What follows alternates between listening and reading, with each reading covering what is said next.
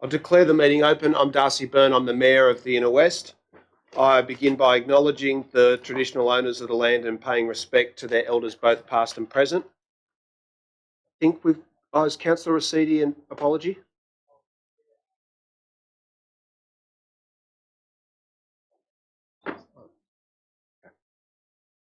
Okay. There's only one apology. That's moved by Councillor Macri, seconded by the Deputy Mayor. All those in favour, against, declare that carried. For the benefit of the admittedly small number of people who are in the gallery tonight, we'd like to, and those participating online, we let you know at the beginning of the meeting that these proceedings are broadcast live onto YouTube and recorded there for posterity, as is a requirement of the Local Government Act. And it does mean that comments that you make tonight are in the public domain and can have legal consequences. I'll now read the Statement of Ethical Obligations. The Mayor and Councillors are bound by the oath or affirmation of office made at the start of the Council term to undertake their civic duties in the best interests of the people of the Inner West Council and to faithfully and impartially carry out the functions, powers, authorities and discretions vested in them under the Local Government Act or any other act to the best of their skill and judgment. It's also a requirement that the Mayor and Councillors disclose conflicts of interest in relation to items listed for consideration on the agenda or which are considered at this meeting in accordance with the Council's Code of Conduct and Code of Meeting Practice. We'll now move on to disclosures of interest. Are there any disclosures tonight, Councillors? Councillor Macri? Can I ask you to turn your microphone on, please, Councillor? Just if you could turn the microphone on. No.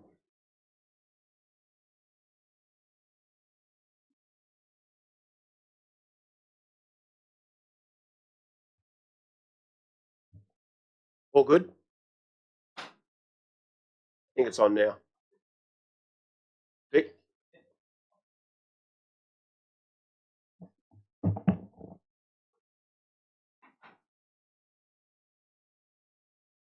The one next door. Oh. No? Yes. Yeah, we can hear you now. Right. Okay. Yeah, item 20, Chair. The draft economic development budget for 25-26. I'm a member of the Chamber of Commerce. I'll be leaving the room. Okay. Thank you for that. Further disclosures, Councillor Atkins and then Councillor Barlow.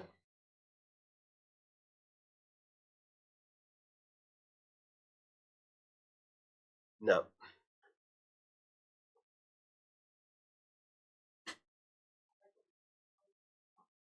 Okay, we'll proceed with the meeting. I'll just ask the officers to have a look at it and see if we can resolve it because it is necessary for the broadcast. Councillor Atkins?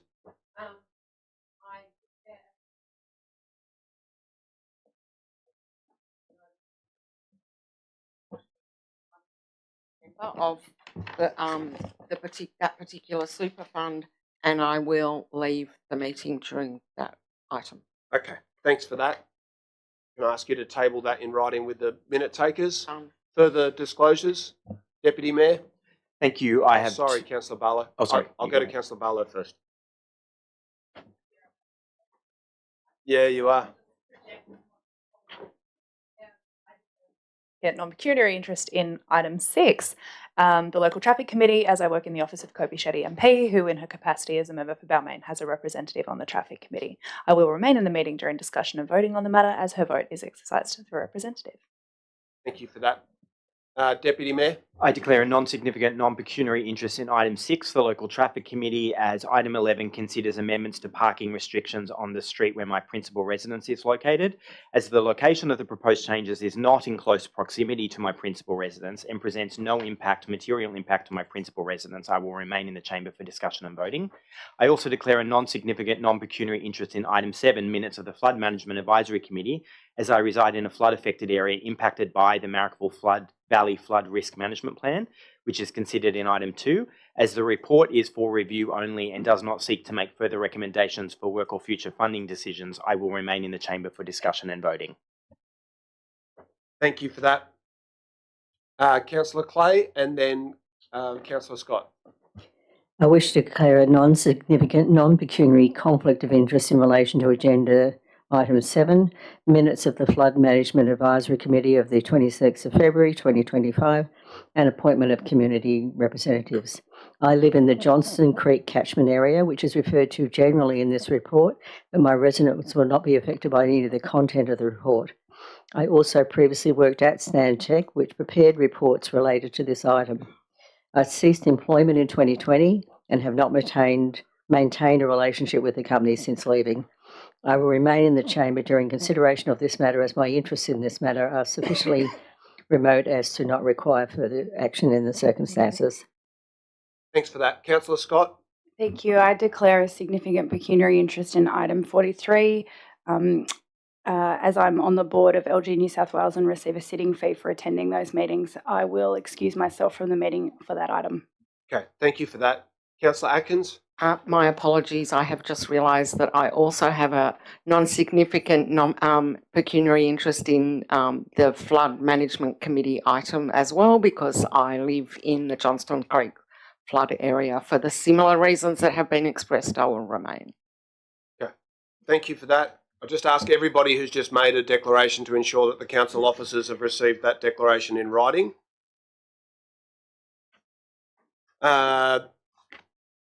The Deputy Mayor will, Councillor Smith will move that they be accepted, seconded by Councillor D'Arienzo. All those in favour? Against? Declare that carried unanimously. I'll ask everyone to please join me in a moment of quiet contemplation.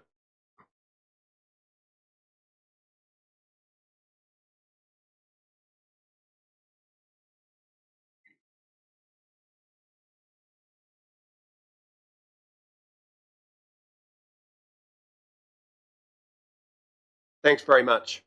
We'll move on to the confirmation of the minutes of the 11th of March. Are there any corrections to those minutes?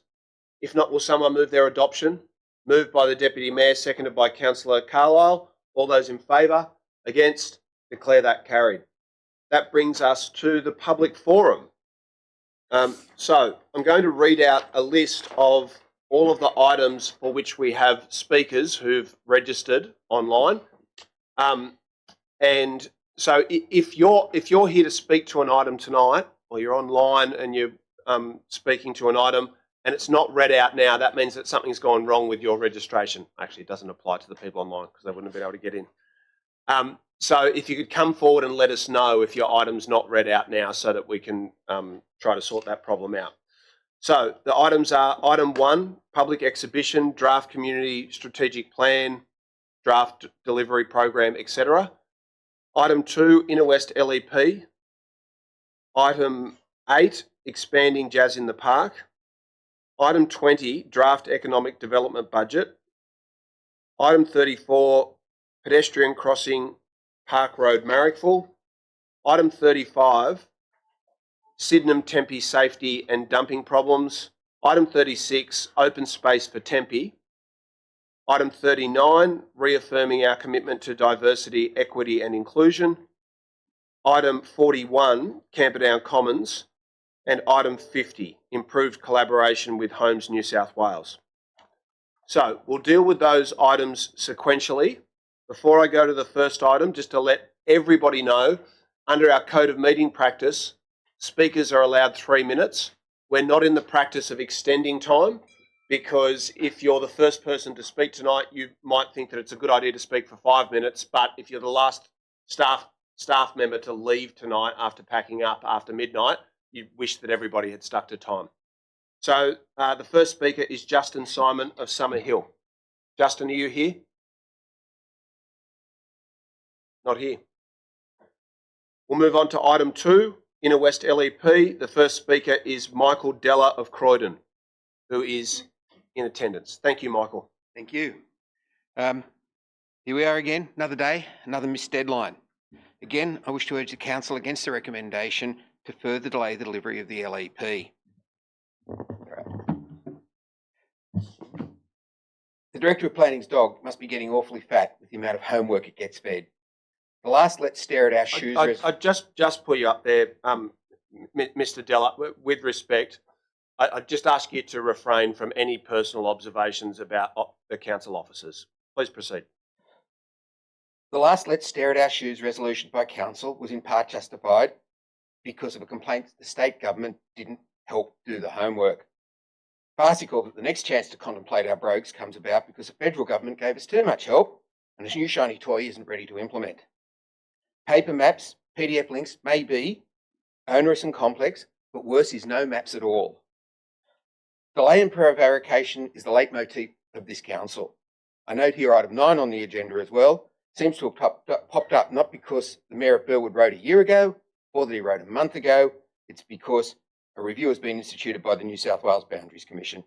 It really isn't acceptable that any item before this council takes 12 months to elicit a response and then only grudgingly, if acted upon by a third party such as the Office of Local Government or the Minister for Planning in the exercise of their powers. It's no surprise that PLC would rather have the schools facilities in the Burwood LGA rather than the East West. No rational council would buy into the immobility of this council. No rational organisation would buy into the immobility of this council.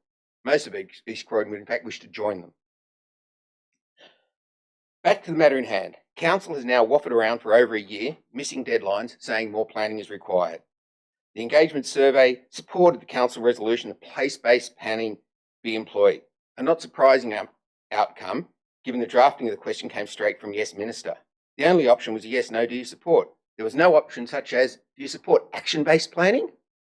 Nor could you answer, council should start now and fine-tune the details as they develop. We already know we need development of more multi-dwelling and residential buildings. We know where they need to go and that we need more affordable housing, and not just in council car parks, although at least that would be a start. All this subjective reporting, merit assessments, neighbour complaints, council equivocations and development of significant residential approval panels is not necessary. The usual method of ignoring a problem until a third party intervenes and mishandling it will no longer suffice. It's time council displayed leadership. The answer to the housing crisis is not in more planning, it's in action. Council should stop looking at its shoes and release the plan tomorrow. Thank you. Thanks very much, Michael. The next speaker is Emily Lockwood of Summerhill, who's online. Emily, are you there?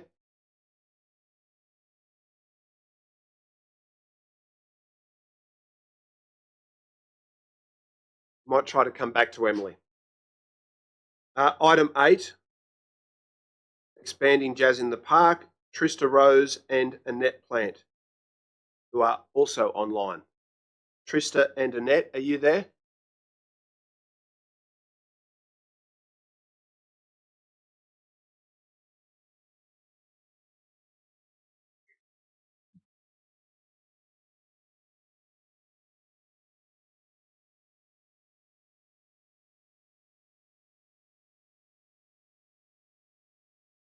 Trista and Annette, can you hear us? We'll have to move on as well. Item 20, Draft Economic Development Budget. Morris Hannah of Maroubra.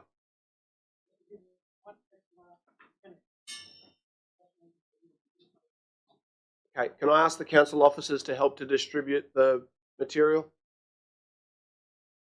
Thanks, Morris.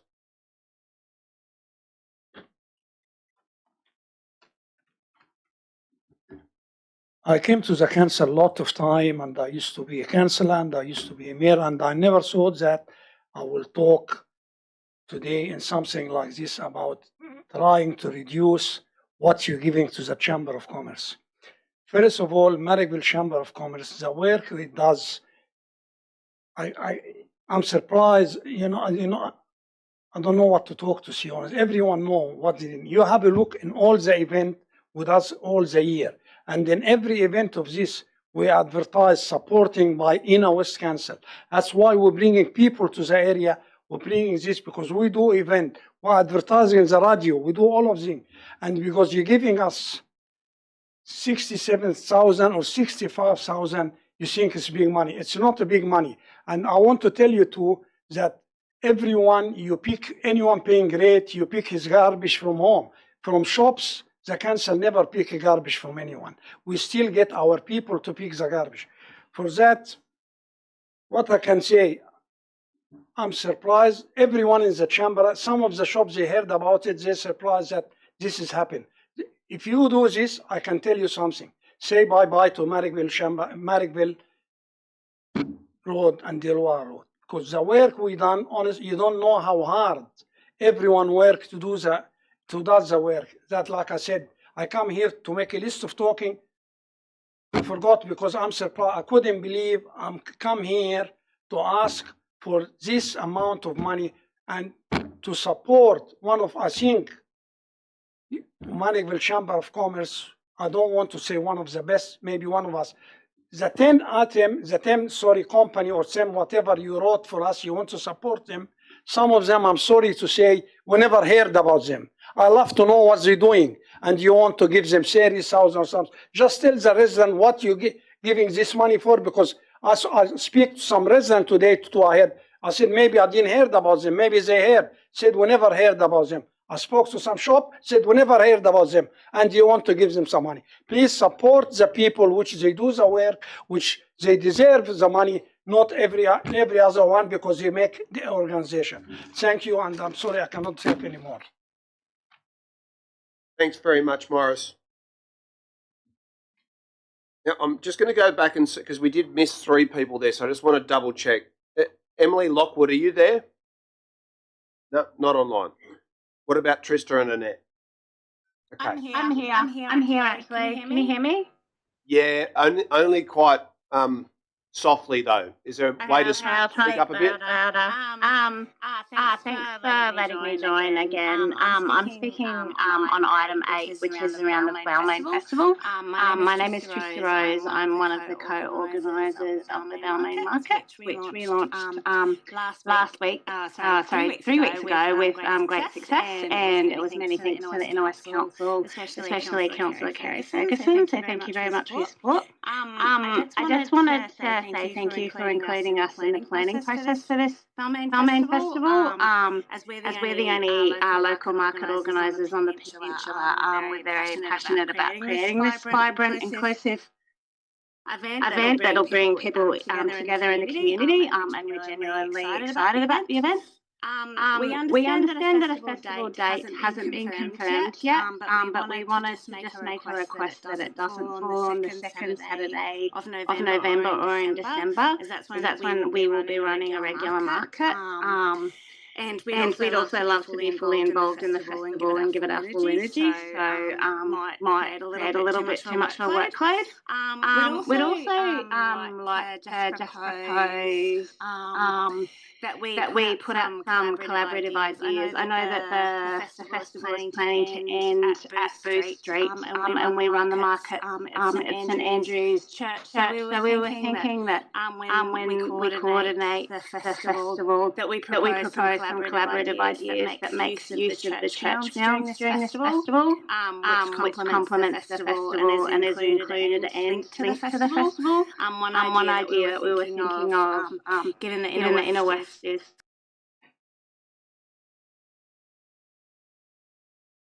Oh, I think we might have lost Trista. Okay, we might come back to Trista then. Do we have Nicholas Smith online? Yes? Yes. Okay, hi, Nicholas. So you're speaking on item 20, the draft economic development budget. Go ahead, please. Yes, that's right. Thank you for your time. As a commercial real estate agent, was working married since 1999 and operated my own business for 19 of those years. I can firmly say that the assistance of the Chamber of Commerce provides to both existing businesses and incoming tenants is invaluable and something that the council themselves just cannot provide. I love Marrickville and want the area to grow and improve for all residents and visitors. The Chamber of Commerce is an independent voice for the business community, not governed by any political party and representing more than 200 businesses. The voice represents business owners along Marrickville and Illawarra roads and keeps the community informed of upcoming proposals from council that have a major impact on their business, property, employees and customers. The Marrickville and Illawarra roads businesses have been faced with many challenges, especially with the competition of Marrickville Metro Shopping Centre and the constant pressure regarding the lack of public car parking and the potential of this being further diminished has caused anxiety in the local area. The Marrickville Chamber of Commerce supports local businesses and its committee members volunteer their own time to promote, consult and assist small businesses in their day-to-day challenges. We cannot also afford to lose the local knowledge the Chamber provides. An example of this is Morris Hanna, who volunteers so much of his time to the people of Marrickville and provides valuable knowledge that cannot be bought or replaced. The Marrickville Chamber of Commerce also organise and fund through the Urban Centres program many events throughout the year. Some of these include promoting the shopping trip on Nova Radio, the Christmas Santa during Christmas Santa and the Santa Ferry walking up and down Marrickville Road and around the Pavilion Plaza, free face painting for all the kids, the Bell a cappella choir singing Christmas carols, the Kindy Farm at Pavilion Plaza, which also is a success and provides the kids with some free entertainment. On Greek Independence Day, Tassos was playing the bouzouki and always draws a huge crowd to the area. We also organise various bands, including the West Memphis Band and the Slide McBride Jazz Roving Band, and try to engage with the local artists and musicians for their services. These activities don't automatically happen and involve a lot of organisation. I agree the council needs to look for savings, but not at the expense of the Chamber of Commerce that supports small businesses and their customers. By cutting the budget by more than half, it will mean the Chamber cannot provide most of these services, and the losers will be the people of Marrickville and our visitors. Thank you. Thank you, Nicholas. Do we have Trista online again, or are we done with that? No. Okay. We'll just go back and try for Emily Lockwood one more time. No? Okay, so we'll move forward to item 34, Caitlin Rowe from Marrickville, who is online and is speaking about the notice of motion on the pedestrian crossing Park Road, Marrickville. Are you there, Caitlin? Yes, I am. Can you hear me? Yes, we can. Go ahead. Thanks so much. Hi. My name is Caitlin. I'm a local resident of Marrickville. We live in Neville Street. And I'm speaking today about motion 34, which is to do with the crossing at Park Road, which is the entrance to Wilkins Public School. Some local parents and residents have raised some concern about the lack of visibility and safety around this crossing area. Myself have two children at Wilkins, and on two occasions in the last kind of 6 months, we've had an incident where I guess motor users haven't seen people on the crossing before it's kind of gotten to quite close to almost hitting a couple of children. And I guess we're just looking to get assistance to make that site more visible for cars. It looks quite dated now. The painting in the crossing is quite old and worn out, and we're hoping to get some assistance to I guess, reinvigorate it a bit, make it more accessible and more useful for both the students and parents as well as the motorists on the road. Yeah, that's pretty much it. Thank you so much, Caitlin. Really appreciate your advocacy on that. Our next speaker on this item is John Sealis of Marrickville, who is also online. John, are you there? Yes, I am. Hi, good evening. Hi, John. Go ahead. Great, thank you. Really, I suppose, back up what Caitlin has mentioned. We raised this motion, I raised it as a concerned resident and parent of Park Road, Marrickville, with respect to the safety concerns of the crossing. It's located outside Wilkins Public School. I too have children that attend the school, so we're at the crossing regular. Actually, quite frequently. I consistently notice cars and trucks running through the pedestrian crossing, not stopping or slowing while children and other vulnerable users are actively using this crossing. I believe the issue stems from poor visibility of the crossing and associated signage, particularly on approach from Sydenham Road.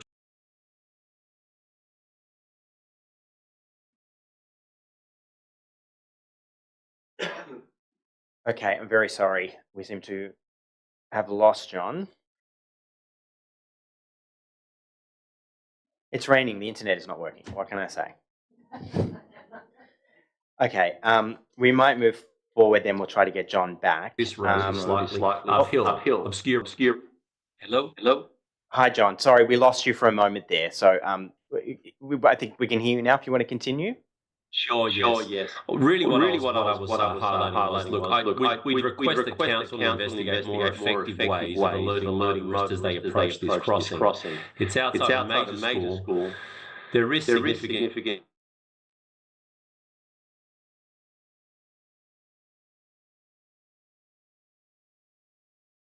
Okay, I think we have well and truly lost John there. If we get back, John, we'll continue. Sorry that we've lost you. The next two people are also online, and I believe we do have Trista back. Is this usage of traffic, on Park Road, both pedestrian and motor.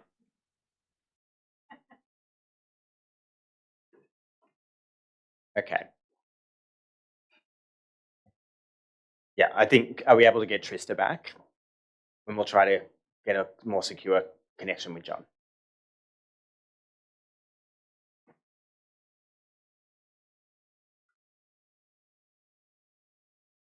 Okay, let's move forward for someone in person while we figure this out. The next person I have registered in person is Alex Watson. Is Alex here in person? Alex, would you like to come and speak on item 39, the notice of motion reaffirming our commitment to diversity, equity and inclusion? Hi, everybody. My name is Alex Watson. I'm the outreach coordinator for the Flying Bats, a queer, women's, and non-binary soccer club based in the Inner West. It is important, it is more important than ever to ensure the Council's commitment to diversity, equity, and inclusion. The Flying Bats have been playing here for over 40 years, and as a volunteer grassroots organization, we rely heavily on the support of our local community.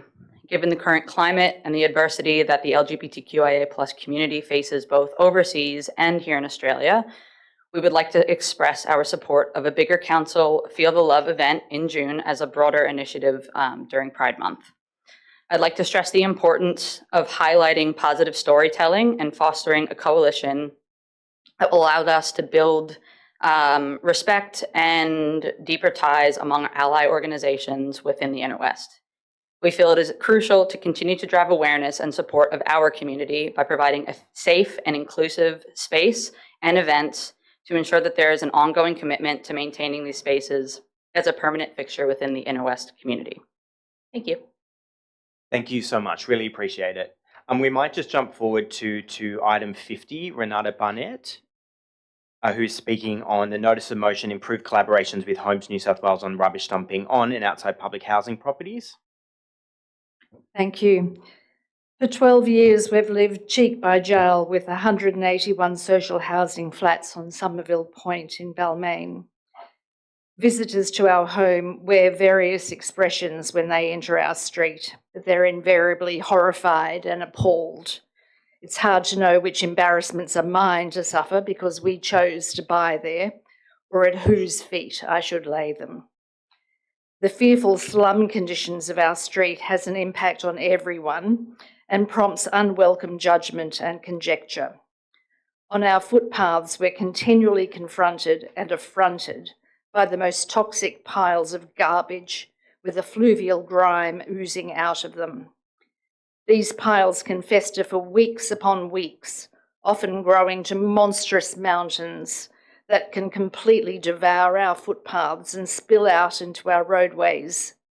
They unspool their disgusting intestines through the stormwater drains and into our precious harbour. It makes us sick, disoriented, depressed and enraged that we have no agency to affect the environment outside our property lines, even though it impacts us severely. It's like trying to nail down a cloud to get someone to take responsibility for the issue. So with a pathological compulsion, we do what our hands can do. But the monstrous beast always overwhelms us, and a needle stick injury is a very real and present danger. There are, of course, good, steady tenants who are sterling neighbours. They appreciate the unique beauty of the natural environment and strive to maintain and beautify their surroundings.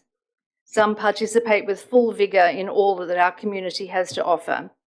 They assist their neighbours who have been cruelled by the system, vulnerable, humiliated people who have had their shells ripped off and are unable to advocate for themselves.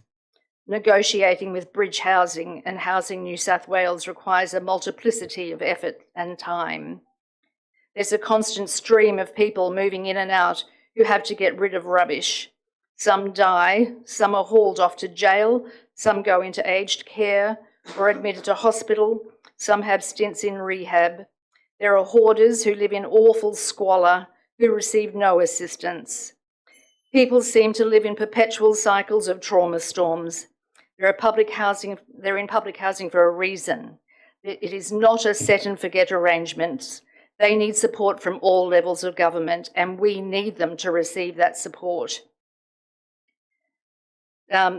We simply cannot allow our governing bodies and the for-profit group they subcontract to turn their backs on, to turn a blind eye to, turn a deaf ear to withhold funding from this appalling situation for another day.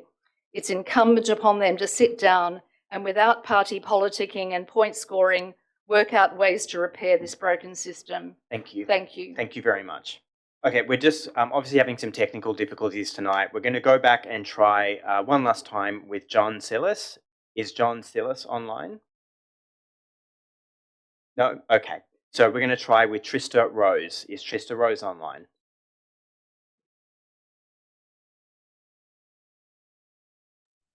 Yes, I am. Can you hear me? That's John. Are you John? Yes, yes. John, go ahead. We'd like to hear the end of what you had to say. Apologies. Sorry. Look, it's not your fault. It's all good. Since the call to action is what we'd like is obviously council to investigate how we can make the pedestrian existing crossing more visible to both pedestrians and motorists. The paint is faded. The signs are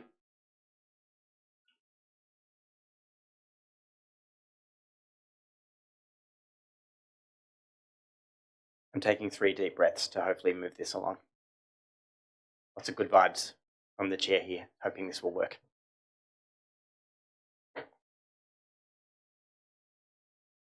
Okay, John, thank you so much. We really appreciate what you have contributed, and we apologise again for the problems that we're having on this end. We'll try one last time for Trista Rose. I understand Trista is trying to get back online, but is having trouble being let back in. Okay. Are we able to unmute Trista?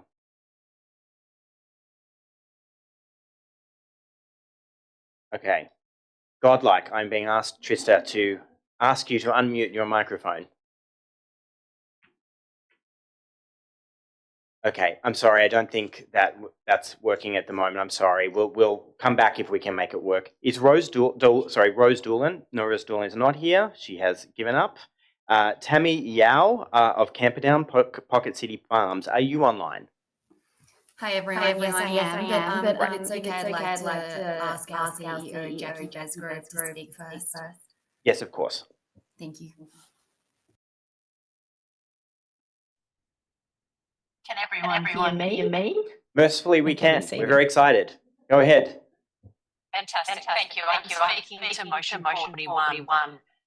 With regards to Camperdown Commons, we're co-located at Camperdown Commons, and I represent Pocket City Farms as Tammy's CEO, and we established back in 2016 and have become a much treasured community space. We're a not-for-profit organisation with ACAC registration and BGR status, and our founders converted 2 old bowling greens from the old Camperdown Bowls Club into a thriving market garden with 180 metre square community food forest. And we've always stood for 3 things, and the first is community. The site was built for and by the community, from the very first crowdfunding campaign that put seeds into the ground to our weekly volunteering sessions. We connect locals over food and have really become a much needed third space. It's not home, it's not work, it's a place where people can come, meet like-minded people. Everyone is valued, welcomed, and shares a love of food. And we are really passionate about the food that we grow. We grow beautiful, local, fresh, seasonal, healthy, fair food. It's grown without pesticides, using regenerative agriculture methods. And we're so proud to be leaving the land in better condition than we found it 10 years ago, building soil and increasing biodiversity. We also try to make this food available to local residents through our sales online, through our honesty store where people can pay what they can afford. And we're now donating half of the produce we grow to those in need in our local community. And finally, Pocket City Farm stands for education. We're training new urban farmers. We're training people from all walks of life, from school kids who come on excursions to the farm. For some of them, it's the first time they've seen a vegetable growing in the ground. It's the first time they've touched a chicken. Through the adults who need, in a climate and ecological emergency, these earth care skills as much as children do. And we really need that nature reconnection. I've worked in social enterprise for the past 12 years running urban farms, and I've never seen a space quite like Pocket City Farms.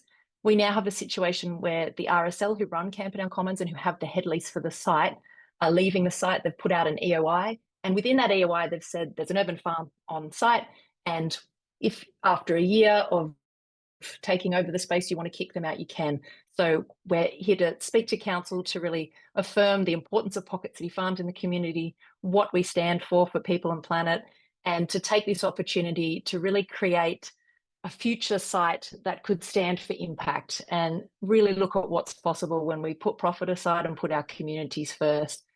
So we're really excited to see what the site could become, and we hope that we have a part to play in that for a long time moving forward, and would really appreciate all your support. Thank you.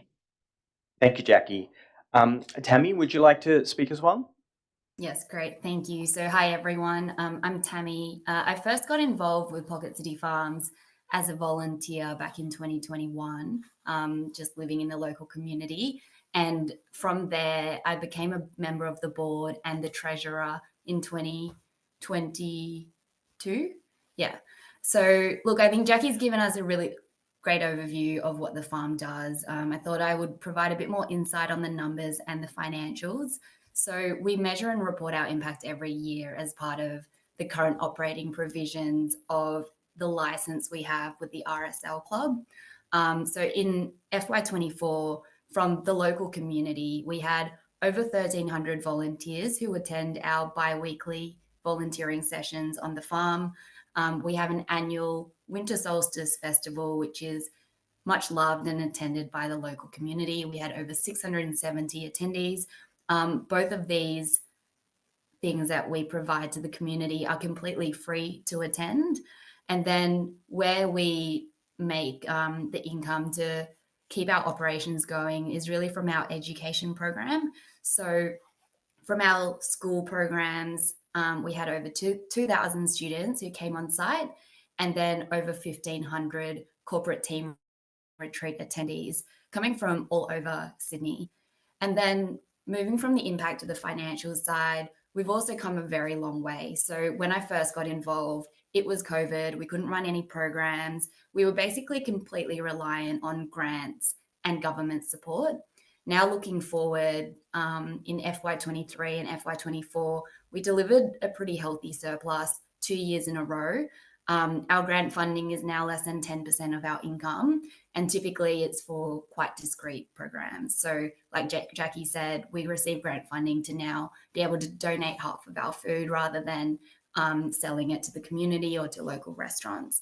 So look, I think for a small charity like ours with only 5 employees, being financially self-sufficient is a massive, massive accomplishment. And Jackie and the team have spent a lot of time and effort to get us to this place. And so what that means is we've been able to reinvest in the farm. Now we're looking at growth opportunities. We're talking to large philanthropic organizations for potential investment to expand to more sites. So we want to see our current farm at Camperdown Commons as just the beginning. But to Jackie's point, if we get taken over by a commercial business and they don't support us being there, it could mean the end of our charity. So just to wrap up, thanks so much for letting Jackie and I be here today. I really hope the council will support the motion, which will just be the first step in helping us maintain our presence and navigating the future of Pocket City Farms. Thank you. Okay, that concludes the speakers from the gallery.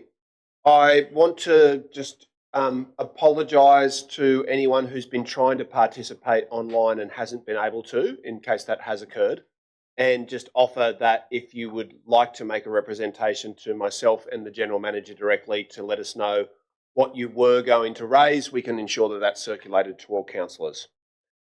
We'll move on to condolence motions and mayoral minutes, of which there are none, which brings us to reports for council decision. Mr. Mayor, could I please move a procedural motion to move a number of items on Globo? You can. I provided the list to the minute takers earlier today. Thank you for that.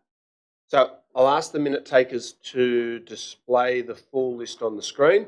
Thanks very much to Deputy Mayor Howard and to the other councillors who've been involved from all groups in identifying this list of items which can be moved en bloc.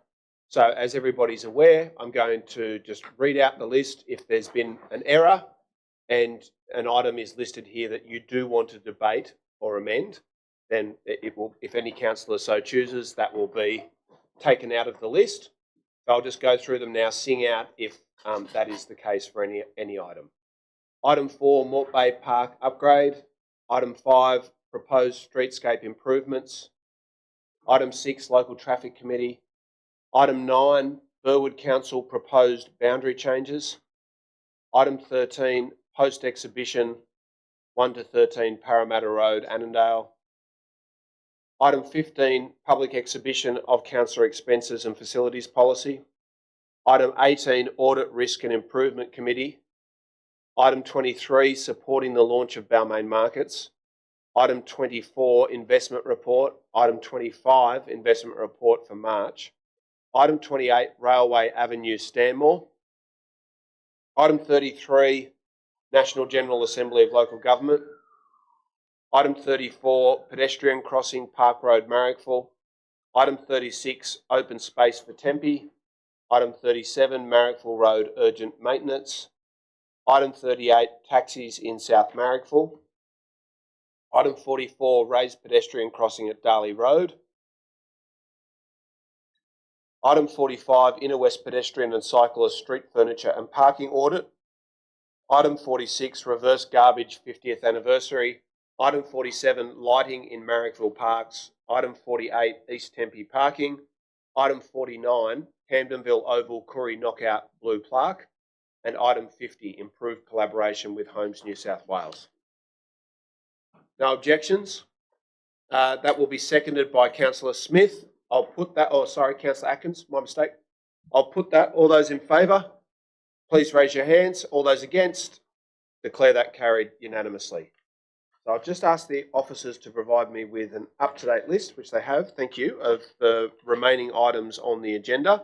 The first of which is item 1, public exhibition of draft community strategic plan, draft delivery program and operational plan, and draft long-term financial plan. Councillor Scott. Thank you, Mr. Mayor. I'm going to adopt a practice of our former colleague, Mark Drury, and stand to propose the budget because it's that important.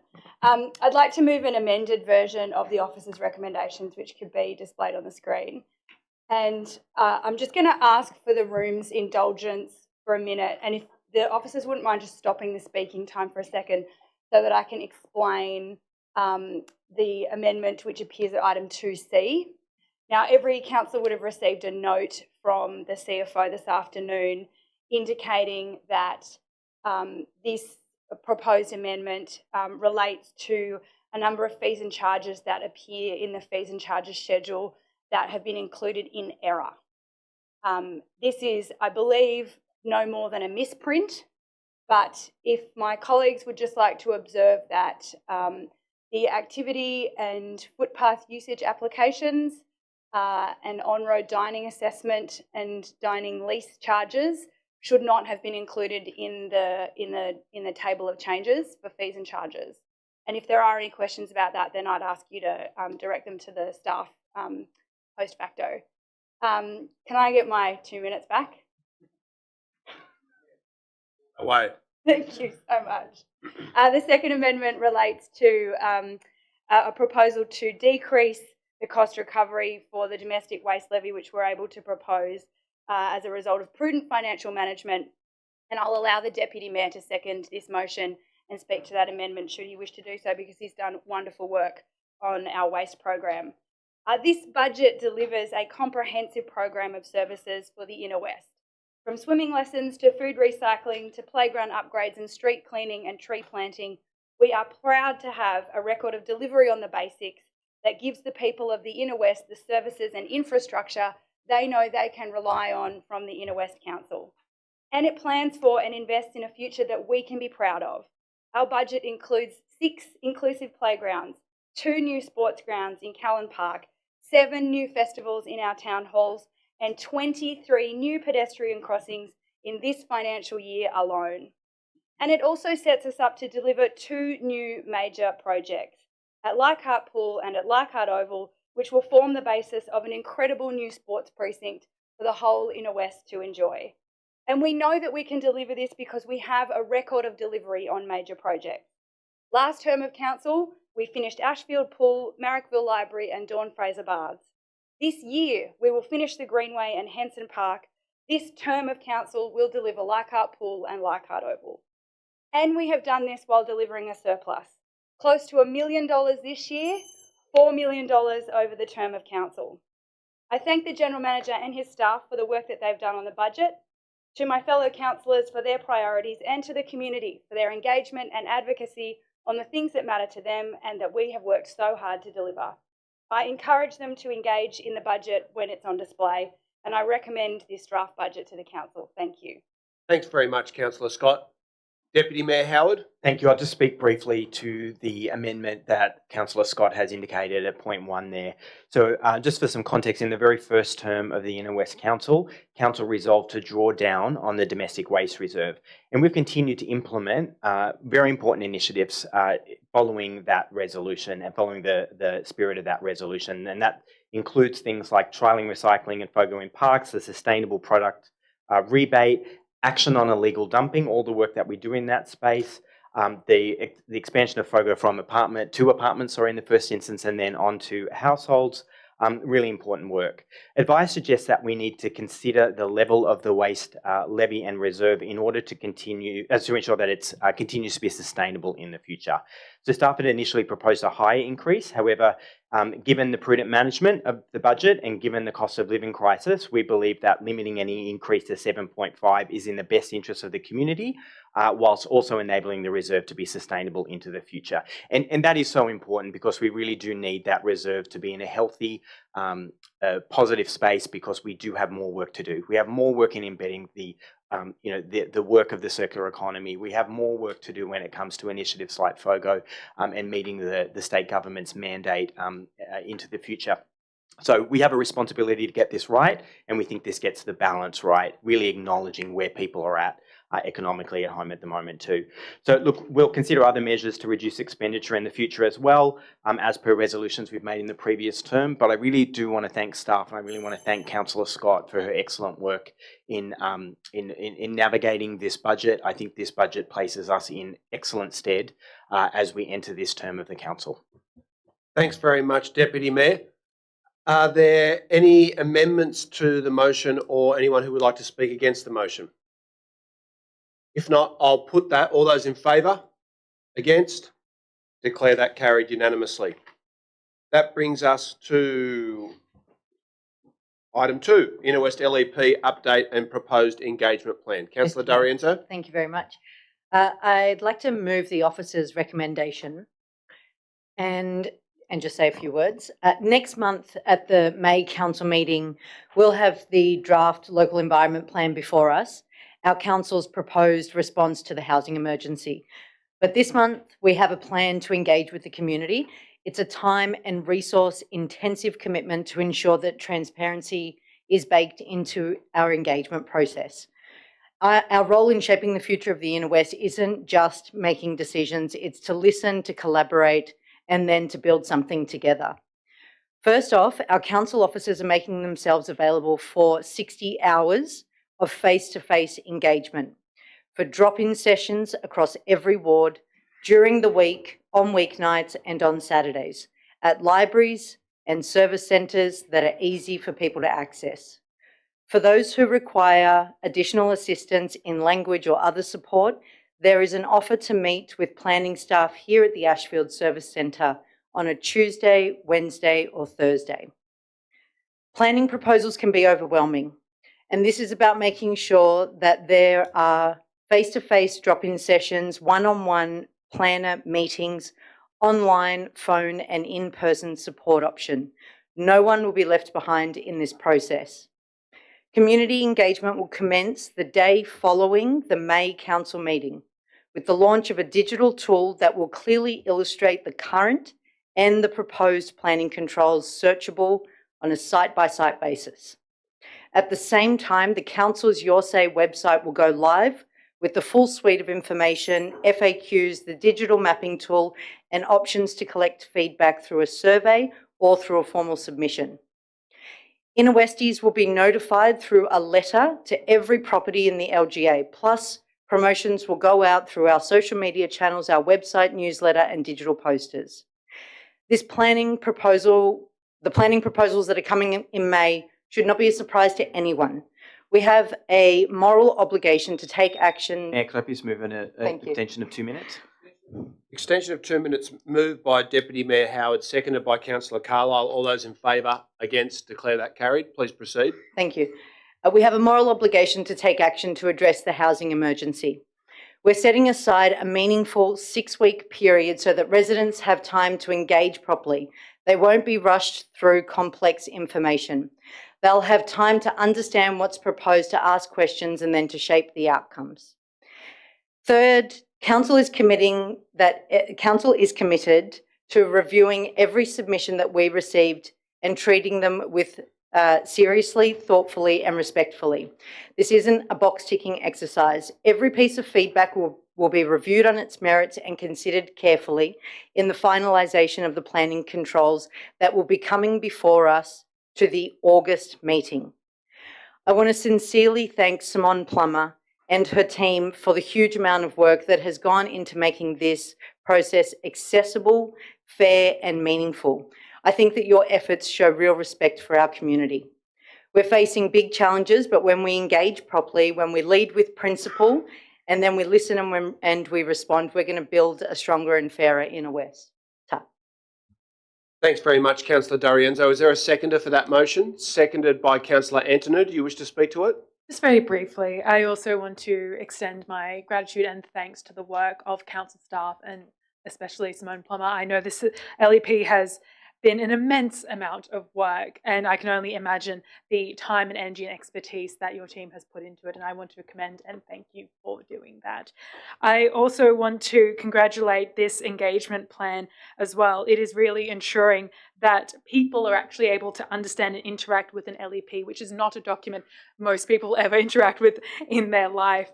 But we have such amazing local knowledge, and I'm excited for us to intertwine this place-based expertise with the knowledge of our staff that has come through on this LEP. And I commend the way that this engagement plan is putting forward access, and I know we'll probably ask a few questions about access and disability in a moment to really push that over the line. But this process is going to ensure people are at the centre of our planning, and I'm incredibly excited for this process to kick off. Thanks very much, Councillor Antonou. Is there anyone who wishes to amend the motion or to speak against it? Councillor Atkins. Neither of those things. I've just got a couple of questions, as indicated by Councillor Antonou, which are also relevant to the previous item, but around, are we satisfied that our engagement plan deals with the issues for people around disability, as well as other diverse groups, but particularly with people who might have issues relating to access? Whether that's physical access or if they have hearing or visual issues. I'll put that question to the council officers.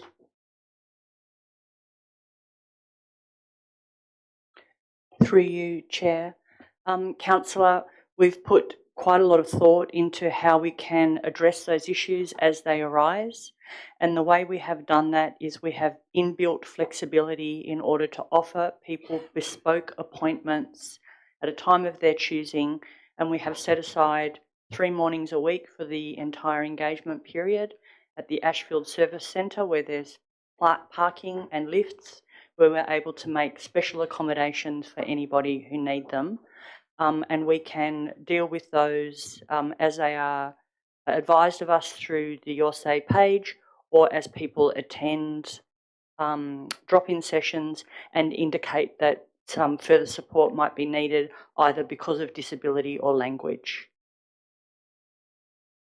Thank you for that. Yes. Through you, a follow-up question, Mayor. Yes. Will we engage specifically with our local democracy groups about the LEP? Put that question to the council officers. Yes, we will be. We've already started setting up some of those times to ensure that we do that. One final question through you, Mayor. Have we thought about the issue of engagement fatigue, if you like. After this meeting, our CSP will be going out and then the LEP will be going out. They're both big documents, big issues. So have we thought about that? Put that question to the council officers. It is something that we've considered. I guess there's a couple of factors in that. By offering, a broad opportunity to engage with us at time of people's choosing, whether it's during business hours of an evening or on a Saturday, but also ensuring that our material is clear and concise, and as much as we can in plain English, appreciating the complex nature of the ideas that we're sharing. We're hoping that we can overcome it. Okay, thank you for that. Councillor Macri. Thanks, Chair. Just a question, just regarding, we've spoken about disability access. What about intellectual challenging people? It's great that we're going out on the internet and all that sort of stuff. Have we got a plan to put large sort of printed maps in, say, all of our libraries so people can actually just go in there, browse and see? Is that something that's been factored into the process? Or? I'll put that question to the officers.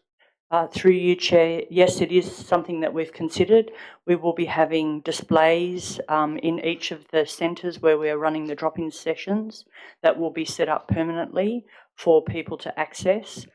Appreciating some of the challenges for some people, we actually believe that the digital tool will be the one that is most useful in decoding some of this very complex information.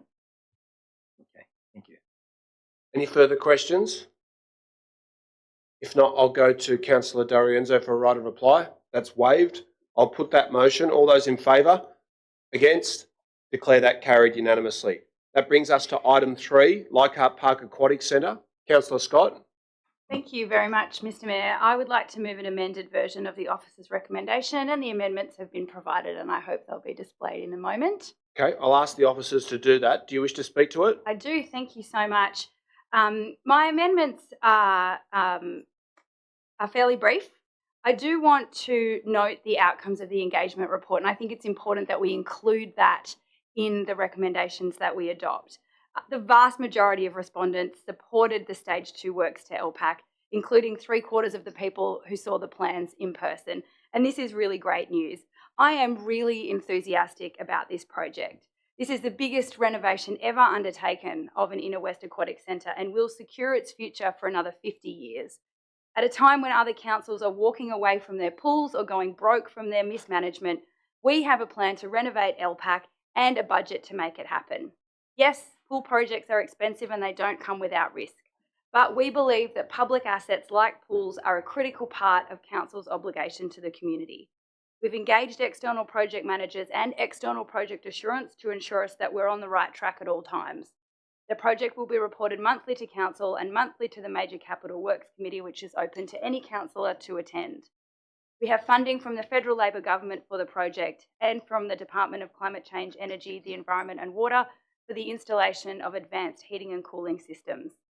Now, the engagement report indicates that 75% of people who were able to see these exciting plans in person were happy to support them. And the renovation will be carried out in 2 separate stages to minimise disruption to users at this pool. And so lap swimmers, learn to swim, water polo, squad swimming and aquarobics will all have better facilities delivered for them and for their clubs at the end of this project. And in combination with Leichhardt Oval, this is going to be a fantastic new sports precinct for users across the Inner West to enjoy. And you will note the spread of people who participated in the engagement report all the way from Birchgrove to Marrickville.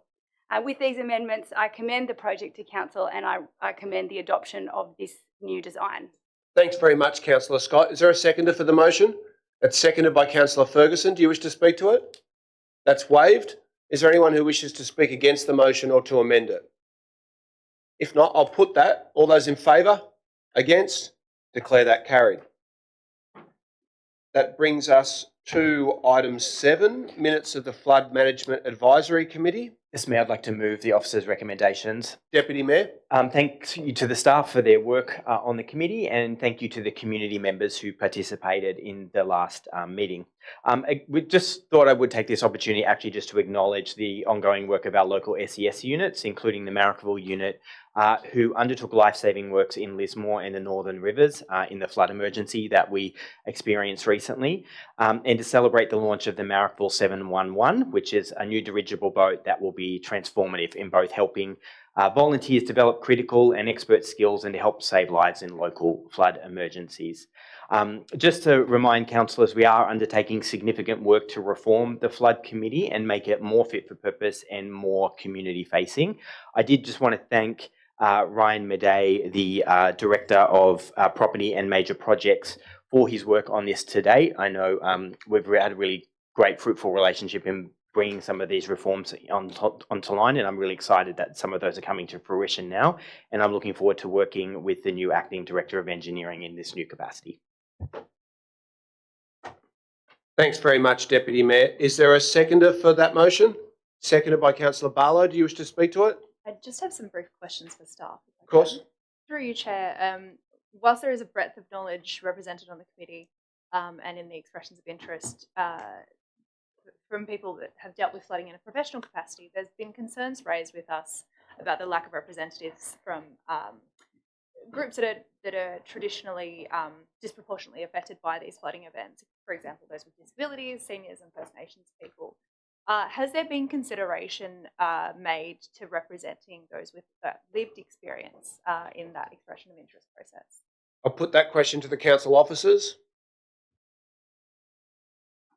Through you, Chair, if you don't mind me answering this one. So in relation to the people who are on members now, there was an expression of interest. The expression of interest numbers didn't far exceed the number of actual seats that were on there. There was an assessment on technical ability to it, but also just you're a living member of the community, and that made up a part of the consideration. Thank you for that. Councillor Barlow. Thank you. A follow-up question through you, Chair. Yep. Could the committee consider any additional strategies for engaging people with that lived experience to help inform discussion moving forward? Perhaps an additional expression of interest process, something similar. I'll put that question to the council officers. Through you, Chair, the EOI was extensively advertised out to the community through a number of different forums to capture a diverse range of the public. The EOI that went out, the approval is sought through council at the moment. There is no plan to further engage with the community for a second EOI as a part of that. Okay, thank you for that. Councillor Barlow.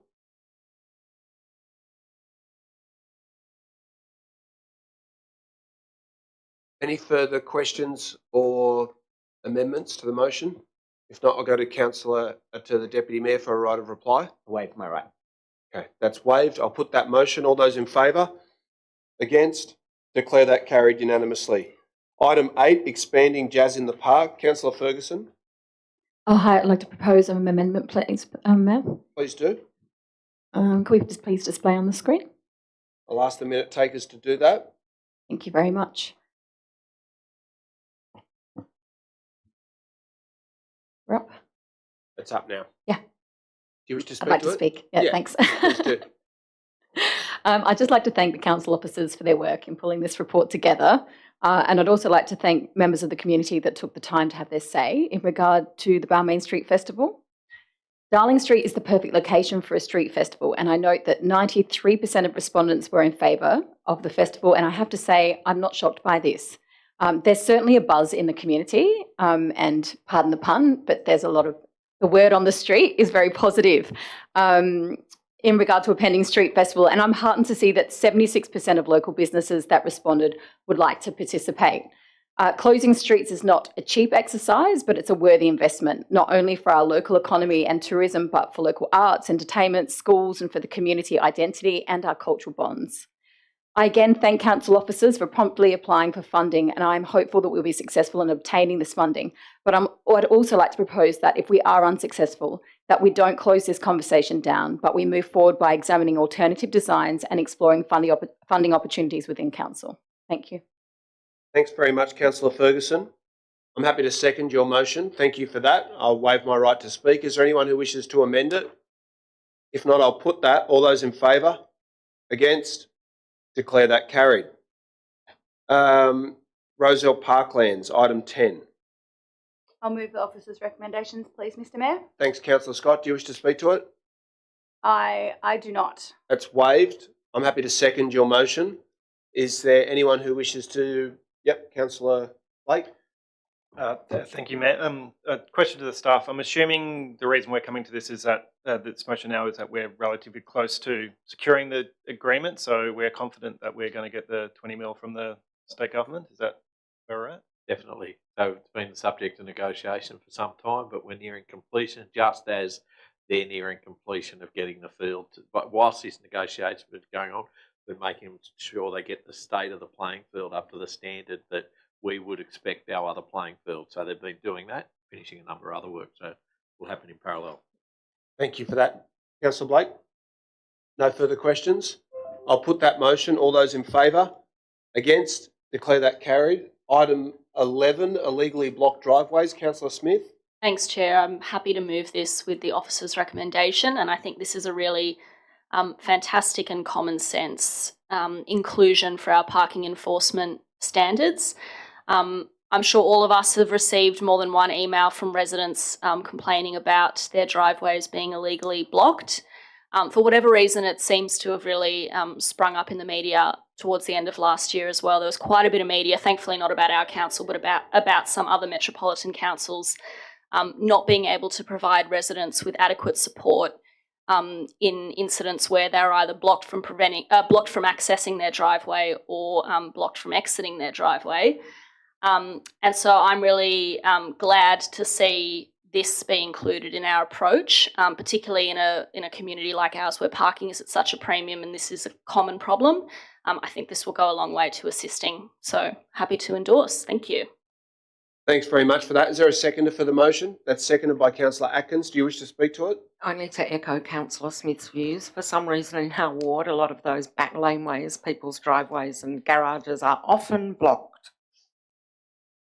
Thank you for that. I'll now put that motion. All those in favour? Oh, sorry, Councillor Macri.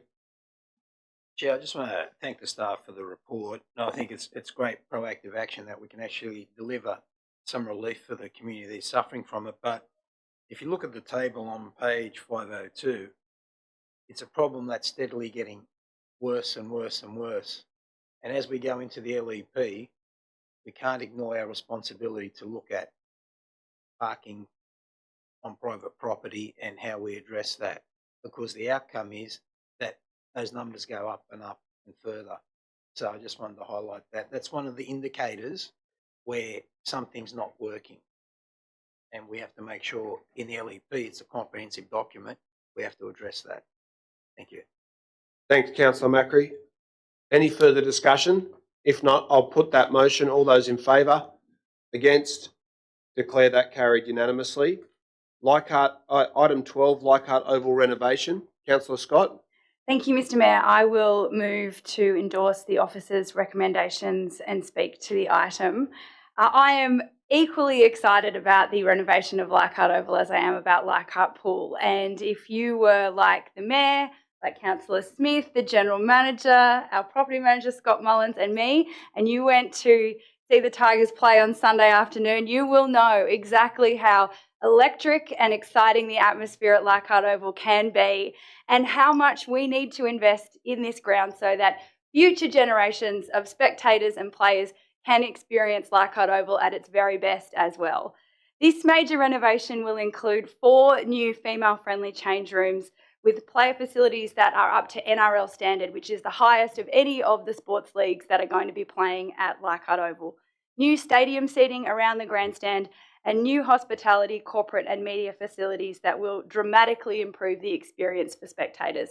And I'm happy to report that step one of improving that hospitality experience with our new venue operator at Leichhardt Oval was a success, and we did not have to wait long for a locally brewed White Bay beer at the pop-up bar at Leichhardt Oval on Sunday. Now, what I am most excited about is how this will also become a hub for women's sport.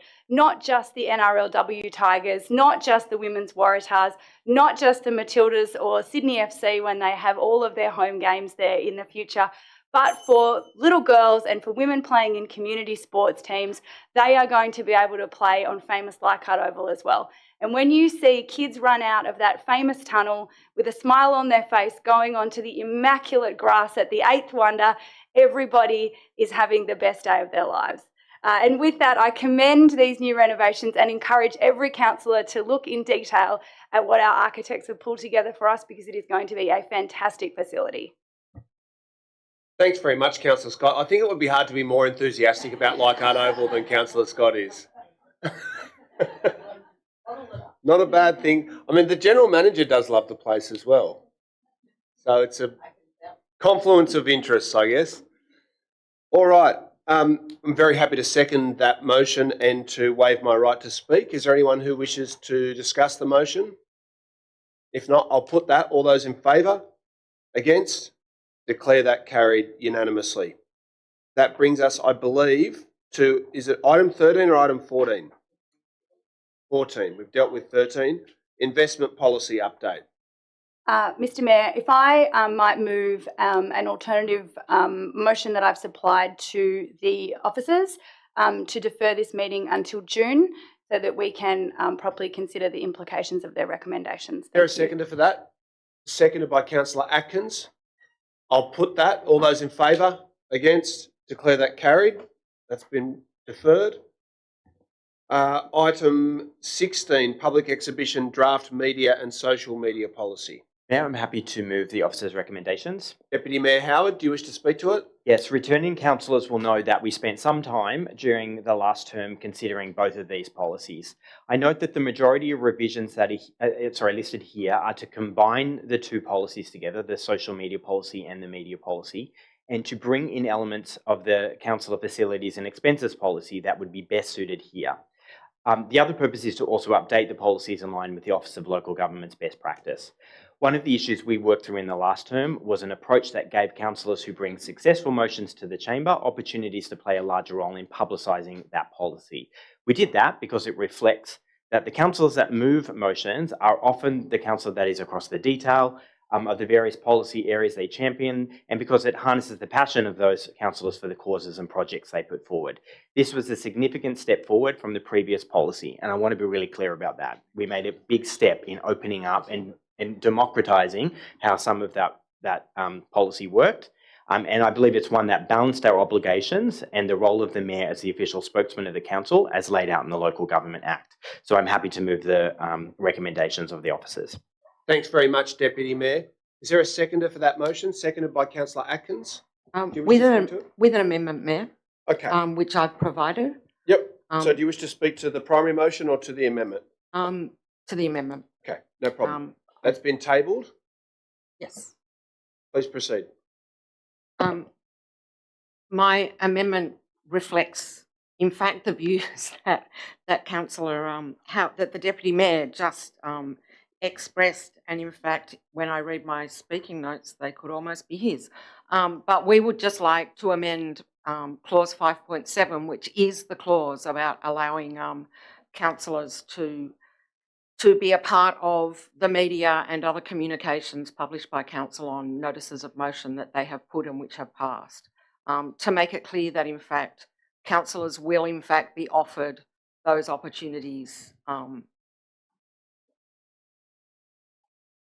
because of their, since they're likely to have the most knowledge of the subject matter and connections with any concerned residents. Thank you. Thanks very much, Councillor Atkins. Is there a seconder for that amendment? Seconded by Councillor Antonou. Do you wish to speak to it? That's waived. We'll move to debate of the amendment. Is there anyone who wishes to speak for or against the amendment? If not, I'll put the Atkins-Antonou amendment. All those in favour? please raise your hands. Sorry, may I just speak to the amendment just briefly? I'm sorry, I missed that. That's Missed the okay. beat there. Sorry, and I appreciate that. I think we're coming at this from the same place, so that's always good. Look, I do believe I don't support the amendment because I do believe that the policy as we has it at the moment is the best way of balancing that sort of democratisation of how this works with the role of the mayor as the spokesperson, which is in a large part set out by the Local Government Act. So I think it just gets that balance right, and I think the amendment could potentially raise inconsistencies in that approach, which is why I will not be voting for the amendment. But I appreciate it. Thank you for that. I'll now put the amendment. All those in favour, please raise your hands. All those against? That has been defeated. We'll return to discussion of the primary motion. Is there any further amendment or anyone who wishes to speak against? If not, I'll put that. All those in favour? Against? Declare that carried unanimously. Brings us to item 17, draft lobbying policy. May I have an alternative motion that provided to the officers that this be deferred to the May meeting? Thank you. Can I ask that that be displayed on the screen, please? I'd like to second that, if I may. Does it require No. debate? You guys have agreed that it'll be deferred? Yeah. All good? Okay, I'll put that. All those in favour? Against? Declare that carried. 19, development assessment initiatives. Thank you. I'd like to move the officer's recommendation with an amendment to point number 1, which asks for council to organise a councillor briefing before finalising the new Inner West residential panel, and then to bring the matter back to next month's meeting. Earlier this year, in terms of the two other points, the city architect role and the post-DA planning survey, I just wanted to say that we voted to introduce major planning reforms to break the back of the bureaucratic processes that are slowing down the delivery of desperately needed new housing. And these are some practical improvements that aim to preserve the Inner West's unique character and then enable some innovative responses to development proposals. We're embedding the city architect role in the planning directorate, and that's to make sure that we can see the design leadership where it can make the most impact in the really early stages of an assessment application. The role will focus on better integrating heritage, design, and sustainability considerations into one solutions-focused approach. And it will also help to deliver some much needed cultural shift across our planning system. We're going to make the move from a risk-adverse, rules-heavy approach to one that is flexible, fair, and grounded in practical and strong design principles. We want the post-DA survey to also be a practical tool that gives us honest feedback so we can better understand what's working, what's not, and where our processes can be improved. And we're signalling to the community that we are taking the housing challenge seriously. This isn't just about quantity, it's also about making sure that every new home weaves into the fabric of the Inner West. Thanks very much, Councillor D'Arienzo. Is there a seconder for the motion? Councillor Blake, do you wish to speak to it? I'll waive it. That's waived. I'll put that motion. All those in favour? Against? Declare that carried. Brings us to item 20, draft economic development budget. Councillor Scott. Thank you. I have a foreshadowed motion that I would like the officers to display, please. Thank you. I appreciate the work that's gone into this proposal, but I do not believe that it really meets the vision of what we had planned for the future of economic development in the Inner West. And specifically, I'm not convinced that dividing up the money that we currently support chambers of commerce with 9 equal ways is the way that the future of the Inner West economic development will be best delivered. We do need a competitive grant process for all business groups to be able to participate in, and to give some certainty to existing chambers that their funding for the current financial year, which we understand that they've developed budgets around, should be able to be offered to them with some certainty. And I also think that there are opportunities to grow the grant grant money that's available so that we can better support our chambers of commerce. And I've asked the General Manager to please reconsider the approach and to bring back a revised budget, a revised approach to this budget to the May meeting, and that is the foreshadowed motion that's before you. Okay, thank you for that. Is there a seconder for the motion? So is this a foreshadowed motion or it's the primary motion? This is it says foreshadowed motion, that's all. Thank you for that. Is there a seconder for that? Seconded by the Deputy Mayor. Is there any discussion? If not, I'll put that. All those in favour? Sorry, I had some questions that probably relate, but I think they are still relevant because we are still talking about a grants process in this motion. So I had some questions through you, Mayor, to the officers. I wanted to clarify that the grants process which this paper talks about is in fact similar to any other grants process, and that there would be criteria which might relate to, for instance, to diversity of membership of business chambers and openness of membership of business chambers and those sorts of things. I'll put that question to the council officers. Through you, Chair, yes, it was intended that there would be an open grants process which would have some predetermined criteria which we would be asking applicants to respond to. That would also, there would also then be an acquittal process for that as well, so that we could be confident that the way the grant money was applied for was expended. Okay, thank you for that. One more question. Yep. When you say an open grants process, through you, Mayor, does that mean that the grants will be open to more than the list of 9 which are in the paper, the officer's paper? I'll put that question to the officers. Thank you, through you, Chair. At the time of writing this paper, the intention was that it would be open to the 9 that were listed in the report, but I appreciate we have a different proposition now. Councillor Barlow? Just another question for the staff, if I can.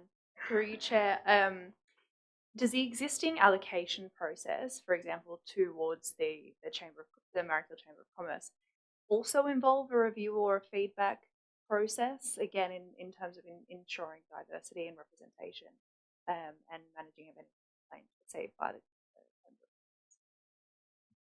I'll put that question to the officers. Through you, Chair, the process at the moment is much more informal. Okay, so to follow up, is there potential then under this revised budget to include a kind of revision process in that allocation? I'll put that question to the officers. Through you, Chair, just looking now at the proposed resolution, it indicates that we would be developing a competitive grant process which is transparent and open. Sorry, just to You've clarify. had 3 questions, I think. I had 2. Oh, okay, my mistake. Please proceed. This will be your last one. Thank you. So yes, it will be revised existing competitive process for all business groups, but I'm talking specifically about the existing allocations being retained, which I don't necessarily have an issue with, but just exploring ways that we can review and provide feedback as a part of allocating those funds. Put that question to the officers. So through you, Chair, looking at the proposed resolution, it requires a report to Council, which we would explain that, and then we would await Council's direction, having considered that report. All good? Okay, Councillor Scott. Thank you so much. I might propose an additional clarifying amendment which gets at the questions that my colleagues are asking and which probably should have been included in the amendments in the first place. And I've written this down, so I'll bring it over when I've spoken to the words that I think should be included. a point C, that the grants process be run in the same manner as the council's current grant program. So the intention is that an additional stream of grants, being business grants, is added to our current grant program, and that it is administered with the same diligence and skill and the same transparency and criteria, not obviously the exact same criteria, but with the same requirement to have criteria as our current grants process. I hope that satisfies the questions, and I'll just bring some wording over to the officers. Thank you for that. I'll wait for that to be displayed on the screen. Is that accurate for you, Councillor Scott? What's on the screen now? That the grants process be run in the same manner as the current grant process. All good? Councillor Scott, Councillor Howard, are you okay with that? I think we are, because we have certainty for the current business groups in 2026, and that the grants process that we're proposing. I'm just confirming about point C. Oh, sorry. Yes. That the wording you want? That I believe that's accurate. Okay, I'll put that motion. All those in favour? Against? Declare that carried. It's almost 8 o'clock. Do we want to have a 5-minute break for a cup of tea? The Deputy Mayor will move for that we adjourn the meeting for 5 minutes. Seconded by Councillor Clay. All those in favour? Against? Declare that carried.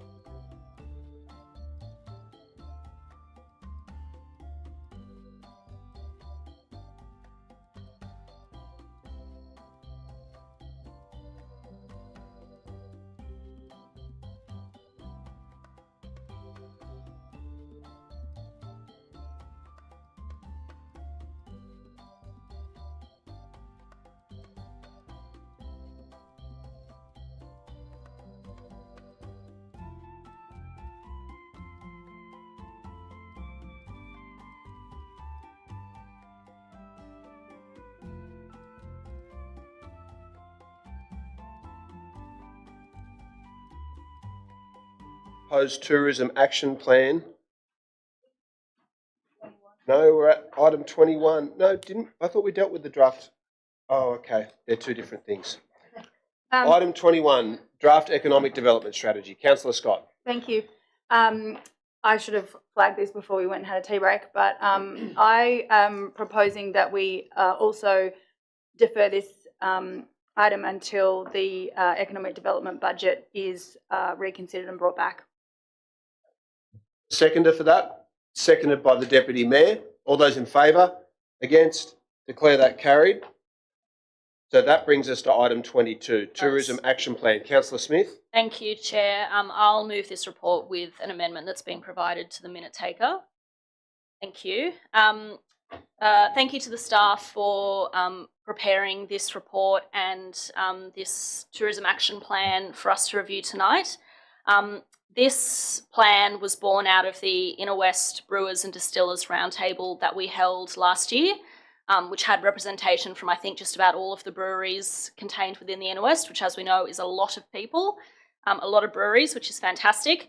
In order to better work together with one of our key local industry associations on what we can do to support not just their industry, but also acknowledgement of the benefits that they bring to the Inner West more broadly, particularly around live music and cultural events and tourism and promotion of the Inner West culture as well. We convened that roundtable not just in acknowledgement of the fact that they are such an incredibly important local industry to our economy, but also in recognition of the challenges that that particular industry is facing. And it was wonderful to have the Prime Minister in Marrickville earlier this year announcing that the government will introduce a freeze on the excise on draft beer for 2 years, which was a key ask out of that industry. But we know that there are a lot more challenges that they continue to face and a lot that we could be doing locally to better support and promote them. There is a lot to like in this action plan, particularly around wayfinding around our key local transport hubs, continuing to create a fantastic schedule of creative and cultural events, which we do and we're continuing to add to as well. Continuing to invest in our infrastructure and placemaking, and of course working with our brewers on programs like the Ale Trail, which of course has been such a success for them as well. The crux of my amendment is to reallocate some of the funding, $85,000 that's been allocated in the draft or in the proposed plan, to develop a website to help drive visitation to the Inner West. With great respect to our staff, I don't know anybody. May I move an extension of 2 minutes? That's seconded by Councillor Carlisle. All those in favour, against, declare that carried. Please proceed, Councillor Smith. I don't know anyone, myself included, who goes to a council website or really any government-run website in order to identify fun things to do or fun places to hang out when they're planning to visit a new area. And I have some questions and concerns around who would be curating and maintaining that website, who would the target audience be, how would we be ensuring that it's promoted properly. I think we can get far better bang for our buck out of working with existing outlets, both print, digital, social media outlets, to do sponsored content and put together a really well thought through and modern and targeted advertising strategy to get the kind of people who really want to come to the Inner West for that cultural, creative brewing experience. Thinking outlets like Time Out, Concrete Playground, as well as existing print media like the Herald or Star Observer, just to name a few. I think that can be a really, really exciting way for us to target the sorts of people who will be interested in coming and having some of these experiences here in the Inner West. And of course, using other advertising opportunities such as public transport as well.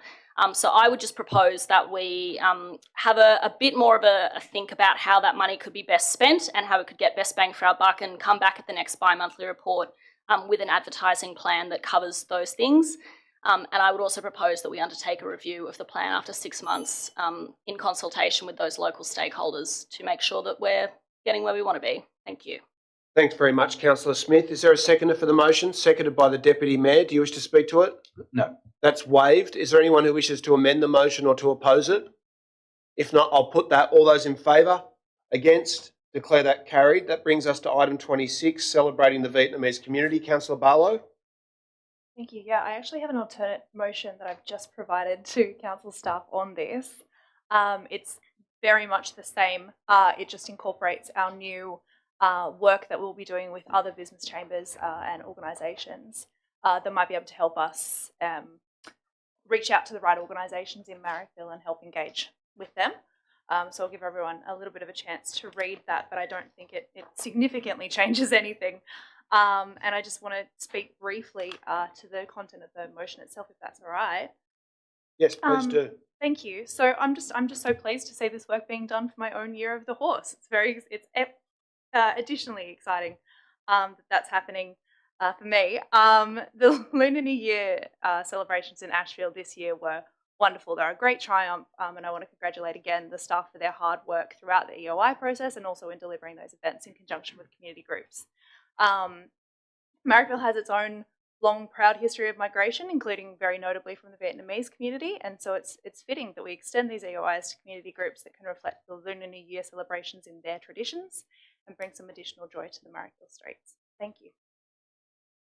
Thanks very much, Councillor Barlow. Is there a seconder for the motion? Seconded by the Deputy Mayor. Do you wish to speak to it? Yes, please. And I do also have an amendment as well. Please do. That I have provided to the notees earlier. The amendment is that Council specifically acknowledge the enduring contribution made by the roughly 150,000 Vietnamese refugees that came to Australia following what is referred to as the fall of Saigon in 1975, many of whom settled in Marrickville, and that this acknowledgement take the form of a monument, plaque, tree planting, or other significant acknowledgement in Marrickville to be determined in consultation with the local Vietnamese community and Marrickville-Midgebury councillors. I really want to thank Councillor Barlow for bringing the motion that led to this report, and I'm really excited that we're going to be bringing more Lunar New Year activities to Marrickville, working closely with the Vietnamese community here. My further amendment is designed to build upon that work and to specifically acknowledge the contribution of Vietnamese refugees who fled to Australia as a result of the Vietnam War. April 30th marks 50 years since the fall of Saigon, the event which ended the war, the Vietnam War. It precipitated a mass movement of refugees from Vietnam. It's estimated that 2 million refugees fled Vietnam and that 500,000 refugees died in that journey. Many were lost at sea, many died as a result of piracy and other horrific things that occurred. About 150,000 moved to Australia, and as we know, many of them settled in the inner west in Marrickville. It isn't just that they moved to our suburbs, they fundamentally transformed our suburbs, and I think that paved the way for the multiculturalism that we enjoy and that we really have a responsibility to uphold and to strengthen. I want to acknowledge that this is a difficult time for many Vietnamese Australians, and so it's fitting that the inner west acknowledge and pay respect to Vietnamese refugees who made Marrickville home. And to celebrate their enduring contribution to both our suburbs and our nation, and I hope that the amendment will be supported.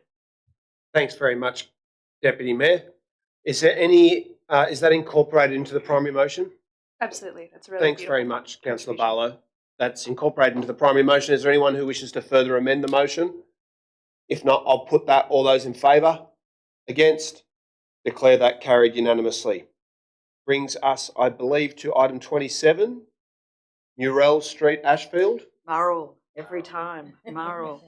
Mr. Mayor, Have you got a phonics report on that?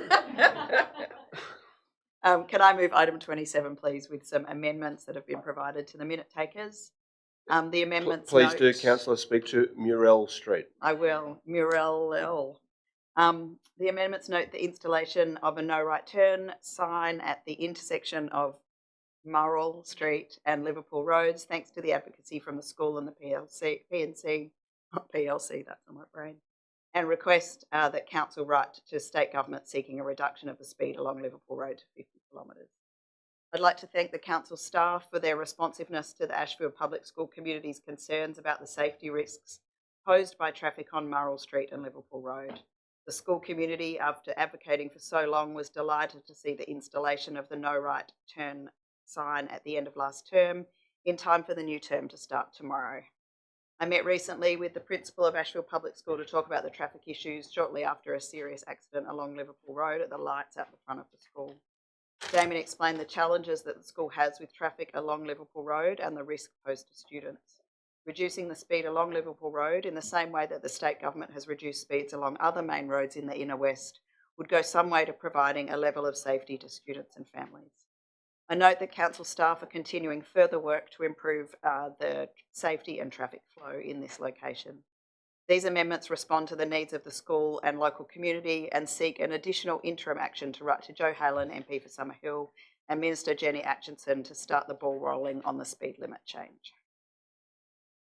Thanks very much, Councillor Carlisle. I suppose it's the double R that makes it Murrell, isn't it? Yeah. Okay, I'll try to remember for next time. Is there a seconder for the motion? I'll second Seconded the by motion. Councillor Scott. Do you wish to speak to it? No, I congratulate Councillor Carlisle and the member for Summerhill on their excellent advocacy with this public school P&C. They're doing a great job. Okay, thank you for that. Is there any amendment to the motion or anyone who wishes to speak against it? If not, I'll put that. All those in favour? Against? Declare that carried unanimously. Item 29, bins and cleaner streets. Mayor, Deputy Mayor? Yes, I'd like to move that report with an amendment that has been provided earlier. I want to thank the staff for this fantastic report and can note that Councillor Scott's excitement about Leichhardt Oval and Leichhardt Pool is second only to my excitement for street cleaning and garbage. I'm really excited that we're doubling the pressure cleaning on our major streets and bringing that work in-house. That's really, really important that we're doing that. And I think it is something that we Labor councillors are committed to looking at more, and we're really proud that this is occurring. We've been working to achieve this by listening to our local community and through our careful management of the council's budget. All of us will have heard from local residents concerned that our main streets are dirty, that they require additional cleaning. Our main streets should be a source of civic pride, and residents want to know that their rates are being spent responsibly on improving these core services. Our main streets are also the engine rooms of our local economies, creating local jobs and making our communities more livable. I'm proud we're doubling the pressure cleaning services and that our main streets are going to get the attention that they need. Similarly, the trial of a new Street Blitz program promises to intensify and bring together the core services such as cleaning, landscaping, maintenance, rubbish collection, all the good stuff, and to ensure that our main streets are being given the glow up that they deserve.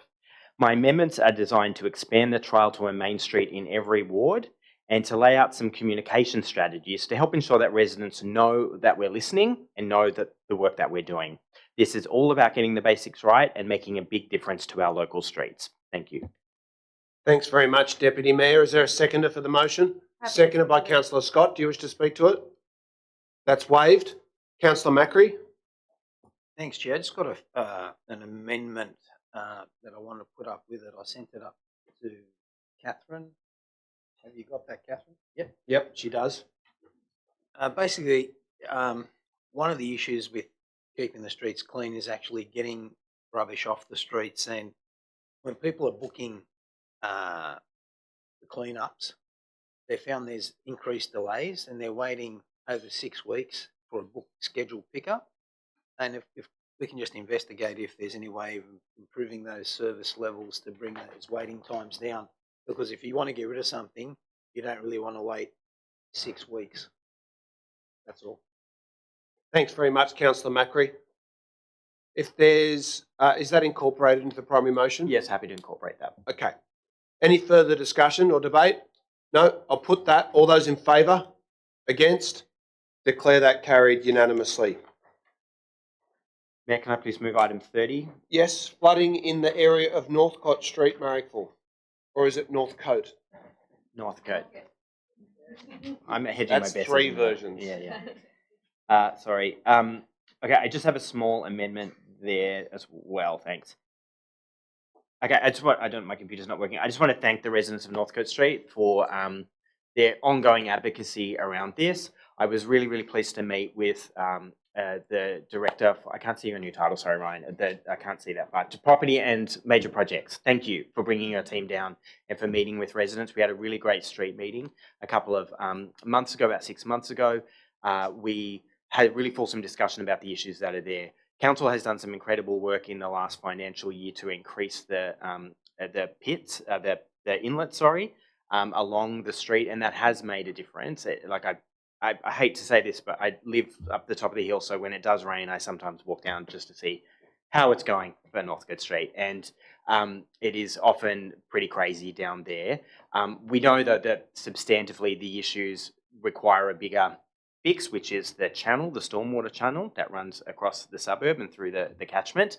I'm really pleased that we're looking at bringing forward some feasibility studies into what we might do there, and to continuing to work with Sydney Water and other agencies around that, because we know that it's not just Northcote Street that's going to be impacted by this.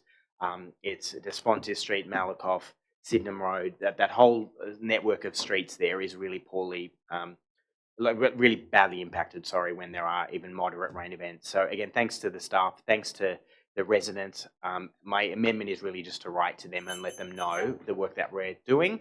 I think we can assume sometimes wrongly that residents who campaign for change or advocate for change know when we do something. They don't have to listen to this or follow this chamber or follow the business papers. Sometimes we can be proactive about it, and I'd like us to do that in this instance. Okay, thank you for that. Is there a seconder for the motion? Seconded by Councillor Barlow. Do you wish to speak to it? No, that's waived. There's no debate. I'll put that motion. All those in favour? Against? Declare that carried. Brings us to item 31. I'd like to move the officer's recommendation with an amendment, which I've provided to them and which I'll ask to be displayed on the screen.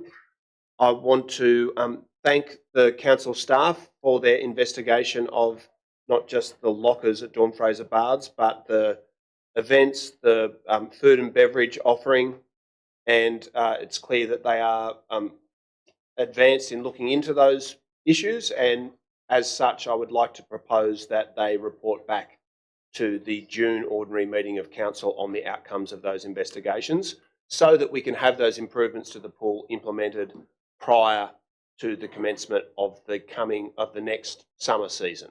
So I'll move that way. Councillor Ferguson will second the motion. Do you wish to speak to it? That's waived. Is there anyone who wishes to debate the motion? If not, I'll put that. All those in favour? Against? Declare that carried. Item 32, mandatory reporting to council of report received from Fire and Rescue New South Wales.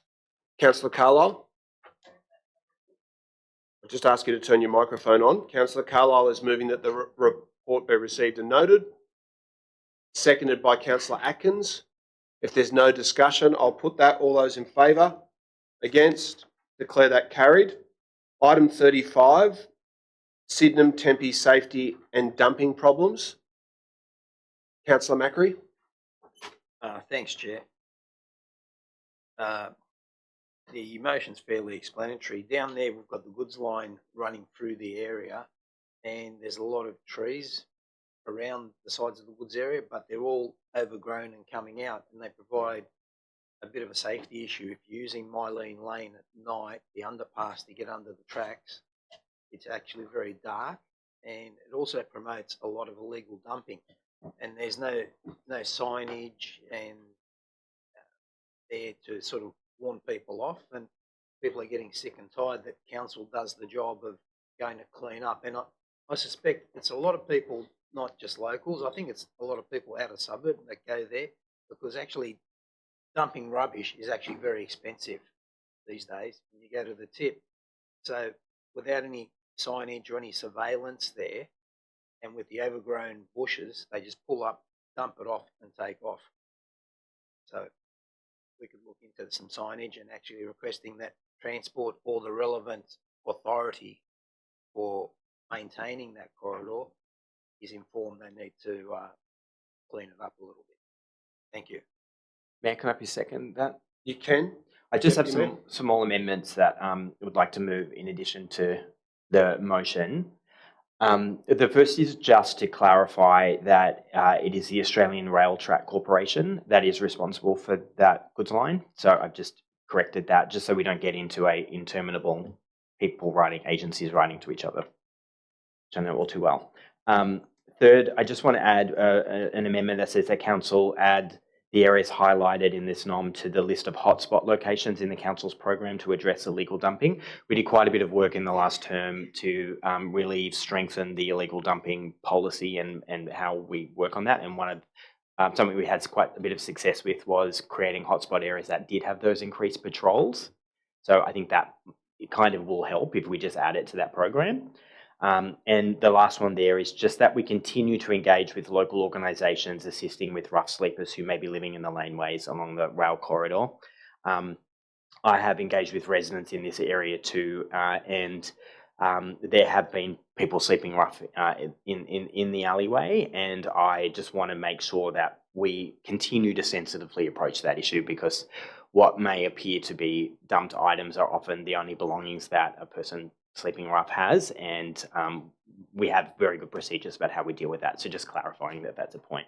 I really did just want to also acknowledge Rose Doolan, who is a wonderful person and has done so much work to advocate for her local community. And I'm sorry we didn't get to hear from her in the public forum earlier tonight, but I know she's spoken to me and probably all the Marrickville councillors. And so I thank you for bringing this motion and thank her for her work in this space. Thank you. Is there anyone who wishes to amend the motion further or to oppose it?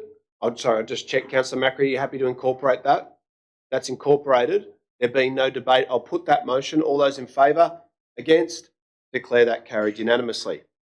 Item 39, reaffirming our commitment to diversity, equity and inclusion. Councillor Atkins. Thank you.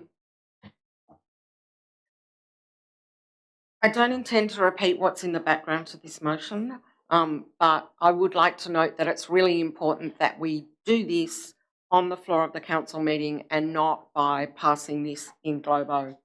We all see on our screens every day the emboldenment of those who don't believe in an inclusive society for everyone, including the Leader of the Opposition, who's calling welcomes and acknowledgements of country divisive. As a member of groups that are under attack, I feel this.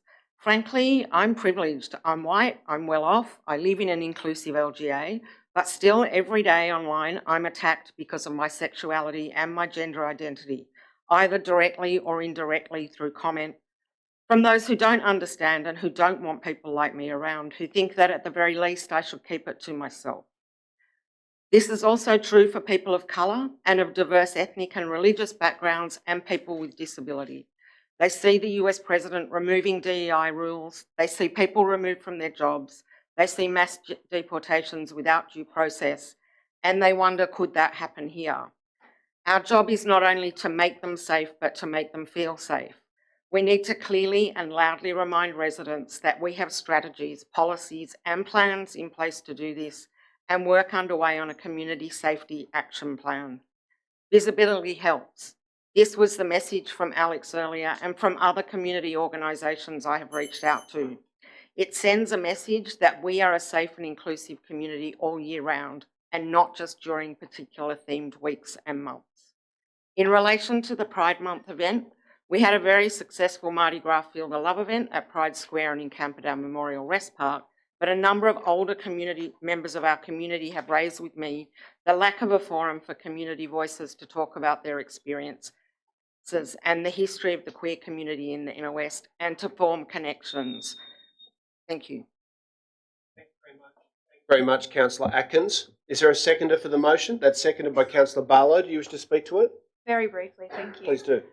Look, I just want to echo the words of Councillor Atkins and just note that I think it's very clear to all of us the influence from the US on our politics. We're seeing renewed attacks on immigration and even on First Nations people in our own country. Of course, in some ways, our own country pioneered some of those attacks on migration.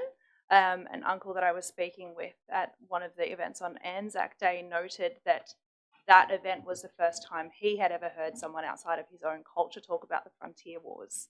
So it's pretty clear that there's a lot left for us to do. And I think this motion speaks to the fact that, yes, we are in a really progressive area, and it's great that we're committed to doing that work and recommits us to that work in the face of those renewed attacks. I also do want to speak briefly about the convenient political football that is unfortunately becoming the life of a trans person in this country and overseas, and just express my absolute disgust that we're starting to see that leak into this country as well. Again, this motion is about reaffirming our support for all communities, all minorities that are affected by that kind of rhetoric, and also noting that whilst our council does do great work, we can always do better, and by committing ourselves to continuing to do that work, make sure that it's at the forefront of our minds. Thank you. Thanks very much for that. If there's no further discussion, I'll put that motion. Mr. Mayor. Yep, sorry, Councillor Right. D'Arienzo. I'm really proud of the work that this council has done to demonstrate our deep and lasting commitment to diversity, equity and inclusion. And we don't just talk about inclusion, we back our values with action. I acknowledge this council has a long history of building social cohesion and celebrating our diversity. Since joining council, we've renamed Pride Square, organised a community-led Inner West Pride Festival, opened the Pride Centre, introduced the Mardi Gras screening event, bolstered the Feel the Love Festival, led the way with our fantastic trans and gender diverse swim events, expanded our drag story time, flown the trans flag at the town halls at half-mast for Transgender Day of Remembrance, unveiled the camp signage outside the Balmain Town Hall to recognise one of the first gay and lesbian rights organisations who began the human rights movement with the community over 50 years ago. So of course, we agree with this motion to reaffirm our commitment to diversity, equity and inclusion. We know the way we show up for community and we will continue to lead that way. Labor believes in action. In a time when Trump has targeted diversity, equity and inclusion programs with a series of executive orders that prohibit lawful efforts to advance equal opportunity and to spread disinformation. In a time when the UK Supreme Court decisions ruled that the meaning of sex for the purposes of discrimination protections is confined to so-called biological sex, excluding trans women from the same legal protections of other women, while also limiting the rights of trans men and non-binary people. In a time when the leader of the opposition continues his attacks on First Nations people, just this week politicising acknowledgement and welcome to country ceremonies. In a time when leaders are stirring division and hatred, in turn making this acceptable in our communities, it is time for more than just words. It's time for more action. Thank you very much, Councillor D'Arienzo. I'll now put Councillor Tastan. Yeah, thank you, Mr. Chair. And also I want to give I just want to say thank you to Councillor Carrie Ferguson. During Friday Anzac ceremony, what I faced it's heartbreaking, and I was a part of the early ceremony with you all. Some community members, some of RSL members came to me and said to me, you're not part of this country, go back to your own country. Some of them, as they made comments about what my beads look like, and someone was attacking my nephew, he was with me. And racism is something we shouldn't tolerate in this country. And when is our opposition leader is do this kind of behaving, and this is also our part of our community member can do this kind of behavior, which is not acceptable. I just want to say thank you to Councillor Carrie. She was witness and she was really there, stood up for me. And yeah, I just want to say this kind of thing is really, we need to work together and just make sure like this kind of behavior shouldn't be existing in our community. Thank you very much for letting us know about that, Councillor Tastan. Is there any further discussion? If not, I'll put the motion. All those in favour? Against? Declare that carried. Item 40, in-road tree planting. Thank you, Mr. Mayor. Councillor Atkins. It's pretty exciting when residents approach you with an idea that they can seek and make a difference, not just in your own locality, but across the LGA. The residents of St Mary Street are seeking a way to get more trees in their street, but have given it as a prime example of a narrow street. As many are in Dammelmorden across the LGA, they are an example of something we could do more of. Why should we plant in road, especially on narrow streets? These reasons come from the St Mary Street residents themselves. It allows larger trees with more canopy, which are further from power lines, so they don't need to be savagely pruned. And this council has noted before the issues with Ausgrid and their pruning of trees in our LGA. It makes footpaths more accessible. If you've ever walked down, particularly Chelmsford Street, which intersects with St Mary's Street, you'll know how badly the street trees there affect accessibility. These footpaths are completely inaccessible to a pram or a wheelchair, people with mobility issues, and indeed fully mobile people are forced to use the road in numerous spots. Trees are further from buildings and foundations, and there is a greater span of shade, including over the road asphalt, reducing urban heat at night. So that's why I'm asking for not just consideration of this particular site, but also a report on the feasibility and cost of increased in-road tree planting across the Inner West. Thanks very much, Councillor Atkins. Is there a seconder for the motion? Councillor Bala, do you wish to speak to it? No, that's waived. Is there any amendment to the motion or anyone who wishes to speak against it? Councillor Clay? I wish to make an amendment to the motion, please. Please do. The amendments have been provided to the team. Sorry, a bit tired. So it is missing. Oh no, it's there. Sorry. So the amendments undertake consultation with residents and local businesses, including Camperdown Collision Centre and Artsite Contemporary, on increased in-road tree planting at St Mary's Street, Camperdown, between Salisbury Road and Chelmsford. The council prepare a report back on consultation outcomes, as well as feasibility, cost and impact on parking and road usage of increased in-road tree planting at this location. And the rationale for the amendment is that it was 2 residents of St Mary Street, Camperdown, that submitted a proposal for the planting of 4 trees in St Mary Street, Camperdown, following discussions with their neighbours. And the purpose of the proposal was to beautify that particular section of the street and shade a building that had been converted to apartments. St Mary Street is a long street with predominantly good foliage coverage other than between Chelmsford and Probert Streets. The residents' proposals recommend that trees be planted in blisters on the roadway to replace 1 no parking plus additional existing parking spaces. The proposal references the possible loss of 2 parking spaces. However, I had an on-site meeting with the residents on the 26th of March, at which it was stated they would prefer the loss of up to 4 parking spaces, and it was also stated by the residents their preference that parking not be utilised by local businesses. There are no parking restrictions in that section of St Mary Street. As there would appear to be a disconnect between the motion on notice and the discussions undertaken on the 26th of March, the amendments more accurately reflect community expectations and business needs. Thanks very much for that, Councillor Clay. Now, this is a little bit complicated because I don't think the amendment is necessarily in contravention of the primary motion. So I will ask Councillor Atkins if they are willing to incorporate the amendment. But if not, I think it's more, my read of it is it's more appropriate to vote on that as a foreshadowed motion. The substantive difference being that the primary motion is asking for a report looking at all potential sites across the Inner West, which is a big piece of work. And the amendment would see that narrowed to just the particular location. And then the only other difference is that the primary motion says that council prepare a report, and the amendment says that a report report back. So it's not a substantive difference. So really, the ball's in your court, Councillor Atkins. How are you willing to incorporate the amendment? Can I just ask a clarifying question of Councillor Clay? Yep. Are your 1 and 2 in addition to what I have there, or No, are I think they they're clearly in replacing replacement. it? No.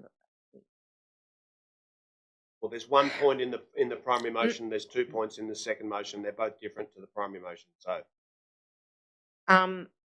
I think in the circumstances, I'm prepared to accept them. Okay, that's incorporated. And incorporate them. Yep, no problem.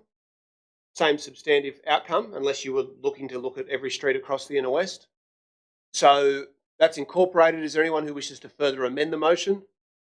If not, I'll go to Councillor Atkins for a right of reply. No, thank you. That's waived. I'll put that motion. All those in favour? Against? Declare that carried unanimously. 41, Camperdown Commons, Councillor Atkins. Thank you. Camperdown Commons, as it now exists, was an initiative of the former Marrickville Council to ensure that the space remained a community space. There's quite a lot of detail in the motion. I don't need to go through the background, I don't think, given that. As we heard tonight from Pocket City Farms, there's nothing quite like Camperdown Commons and Pocket City Farms. And over the last 8 years, there has been a lot of work done. I can remember when it was quite bare ground there. And if you go and visit now, as we all have at various functions, it's green and lush, and it's a perfect example of working permaculture in action. Pocket City Farms and Camperdown Commons are much loved by our local community, but also by those who volunteer on the farm, those who attend the festival that they talked about, and the students and attendees of their education programs. I commend this notice of motion to the council. Chair, I'd like to second the notice of motion with an amendment that's been provided, if I could. You can, councillor. So that's seconded by Councillor Smith. Do you wish to speak to the primary motion or to the amendment? Just briefly to my amendment, I support Councillor Atkins' original notice of motion. This is obviously a really significant site in our community that has a lot of potential, which I think probably isn't being fully met at this stage. So my amendment is, as part of the series of reports that are going to come out of this notice of motion, that we also commence discussions with the incoming tenant, whoever that may be, and receive a report back on opportunities to increase community activation of the site, including, as we've done at so many other sites throughout council, live music activations or markets or any other community events. And also advertise the community space that also exists on site, which I was not aware of until today. So that probably bodes poorly for awareness more broadly. So I'd just like us to explore, as part of this process, some other ways that we could activate that site. Thank you very much for that. Councillor Atkins, you willing to incorporate that? Yep. Any further amendments to that motion? If not, I'll put that. All those in favour? Against? Declare that carried. Item 42, garbage bins footpath blockage. Thanks, Chair. It doesn't go a week goes past that I don't get issues around garbage bins and not being returned in the same location, and bins that have been emptied into another bin and rubbish left all over the ground. Seems to be the process that is happening at the moment. I know that people seem to be in quite a hurry to get on with their day and do their job, but I think we need to investigate why this is happening so frequently, even down to the point down at Tempe Reserve, like frequently all the bins are not emptied and the rubbish is left there. It smells, it stinks, and it attracts vermin. So the residents would just like council to investigate and come back with some information on it. Thank you for that. Is there a seconder for the motion? Seconded by the Deputy Mayor. Do you wish to speak to it? Yes, thanks. I just have a brief amendment that I have circulated earlier, which is just calling on this to be reported to the Waste Committee that we've established as a priority issue. I believe that we're meeting shortly. I'm looking at the General Manager with direct eyesight. Yep, great, thank you. And I thank Councillor Macquarie for bringing this motion, and all of us receive commentary and feedback about this a lot. I think that the purpose of creating that committee was really so we could look at some of these issues and really get to the bottom of some of that. So I'm really hoping that we'll have the opportunity to do that soon. And I just did want to raise that there was I raised an entire notice of motion about increasing the number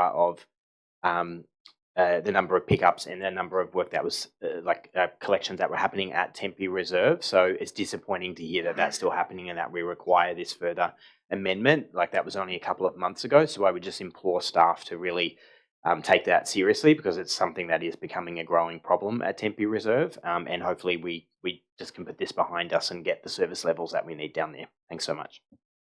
Thank you for that. Is there any amendment to the motion? If not, I'll put that. All those in favour?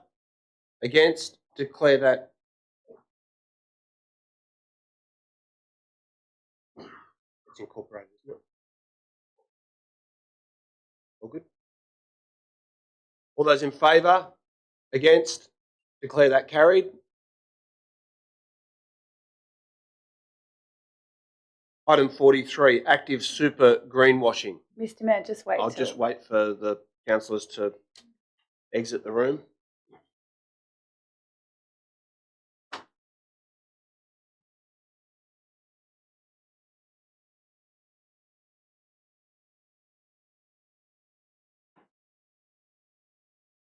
Councillor Barlow.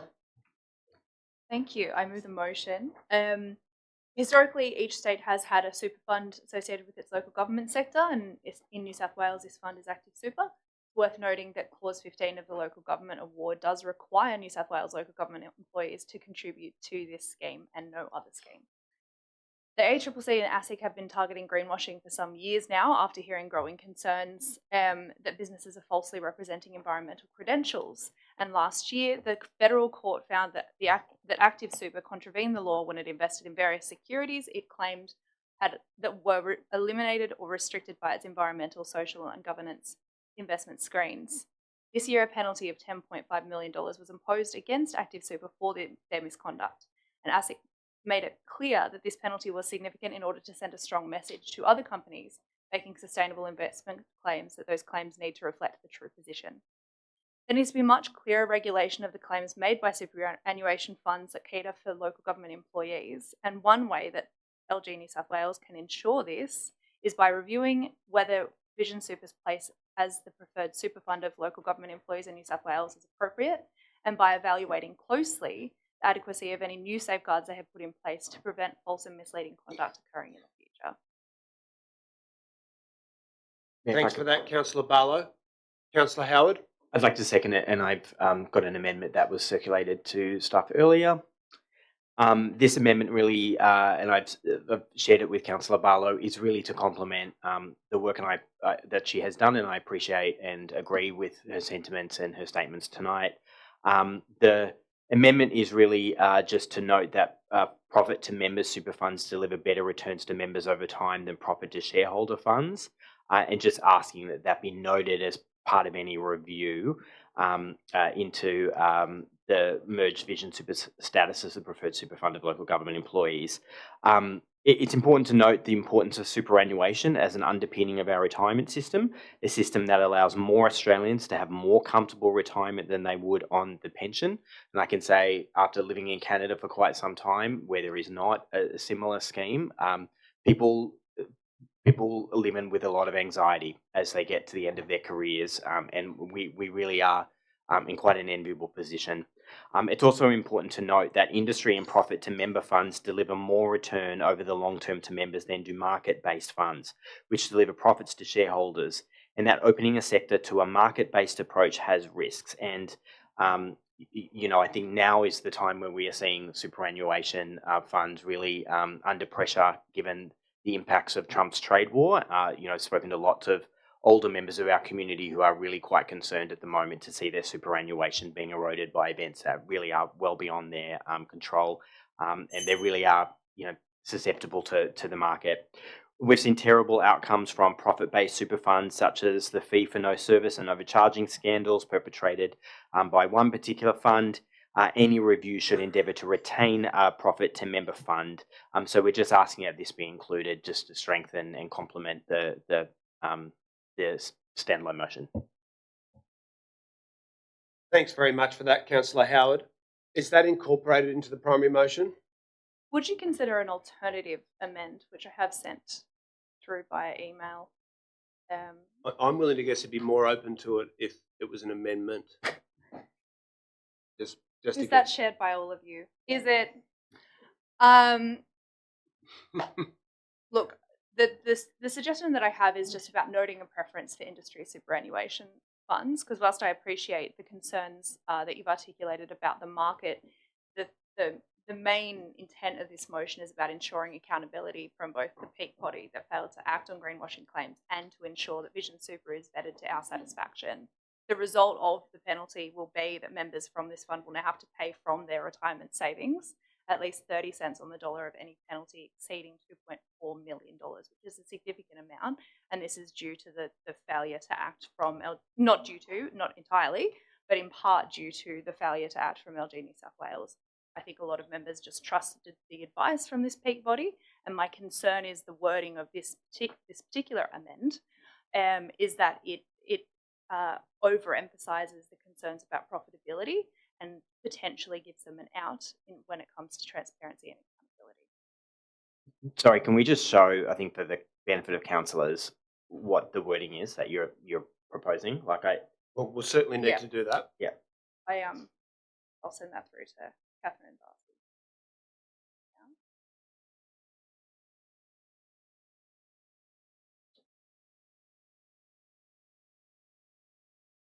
I'll just note that there can't be an amendment to an amendment, but in the interest of collegiality, we're trying to get consensus here. So it's not a standard process for us to have alternative wording to the amendment, but I'll wait for it to be displayed.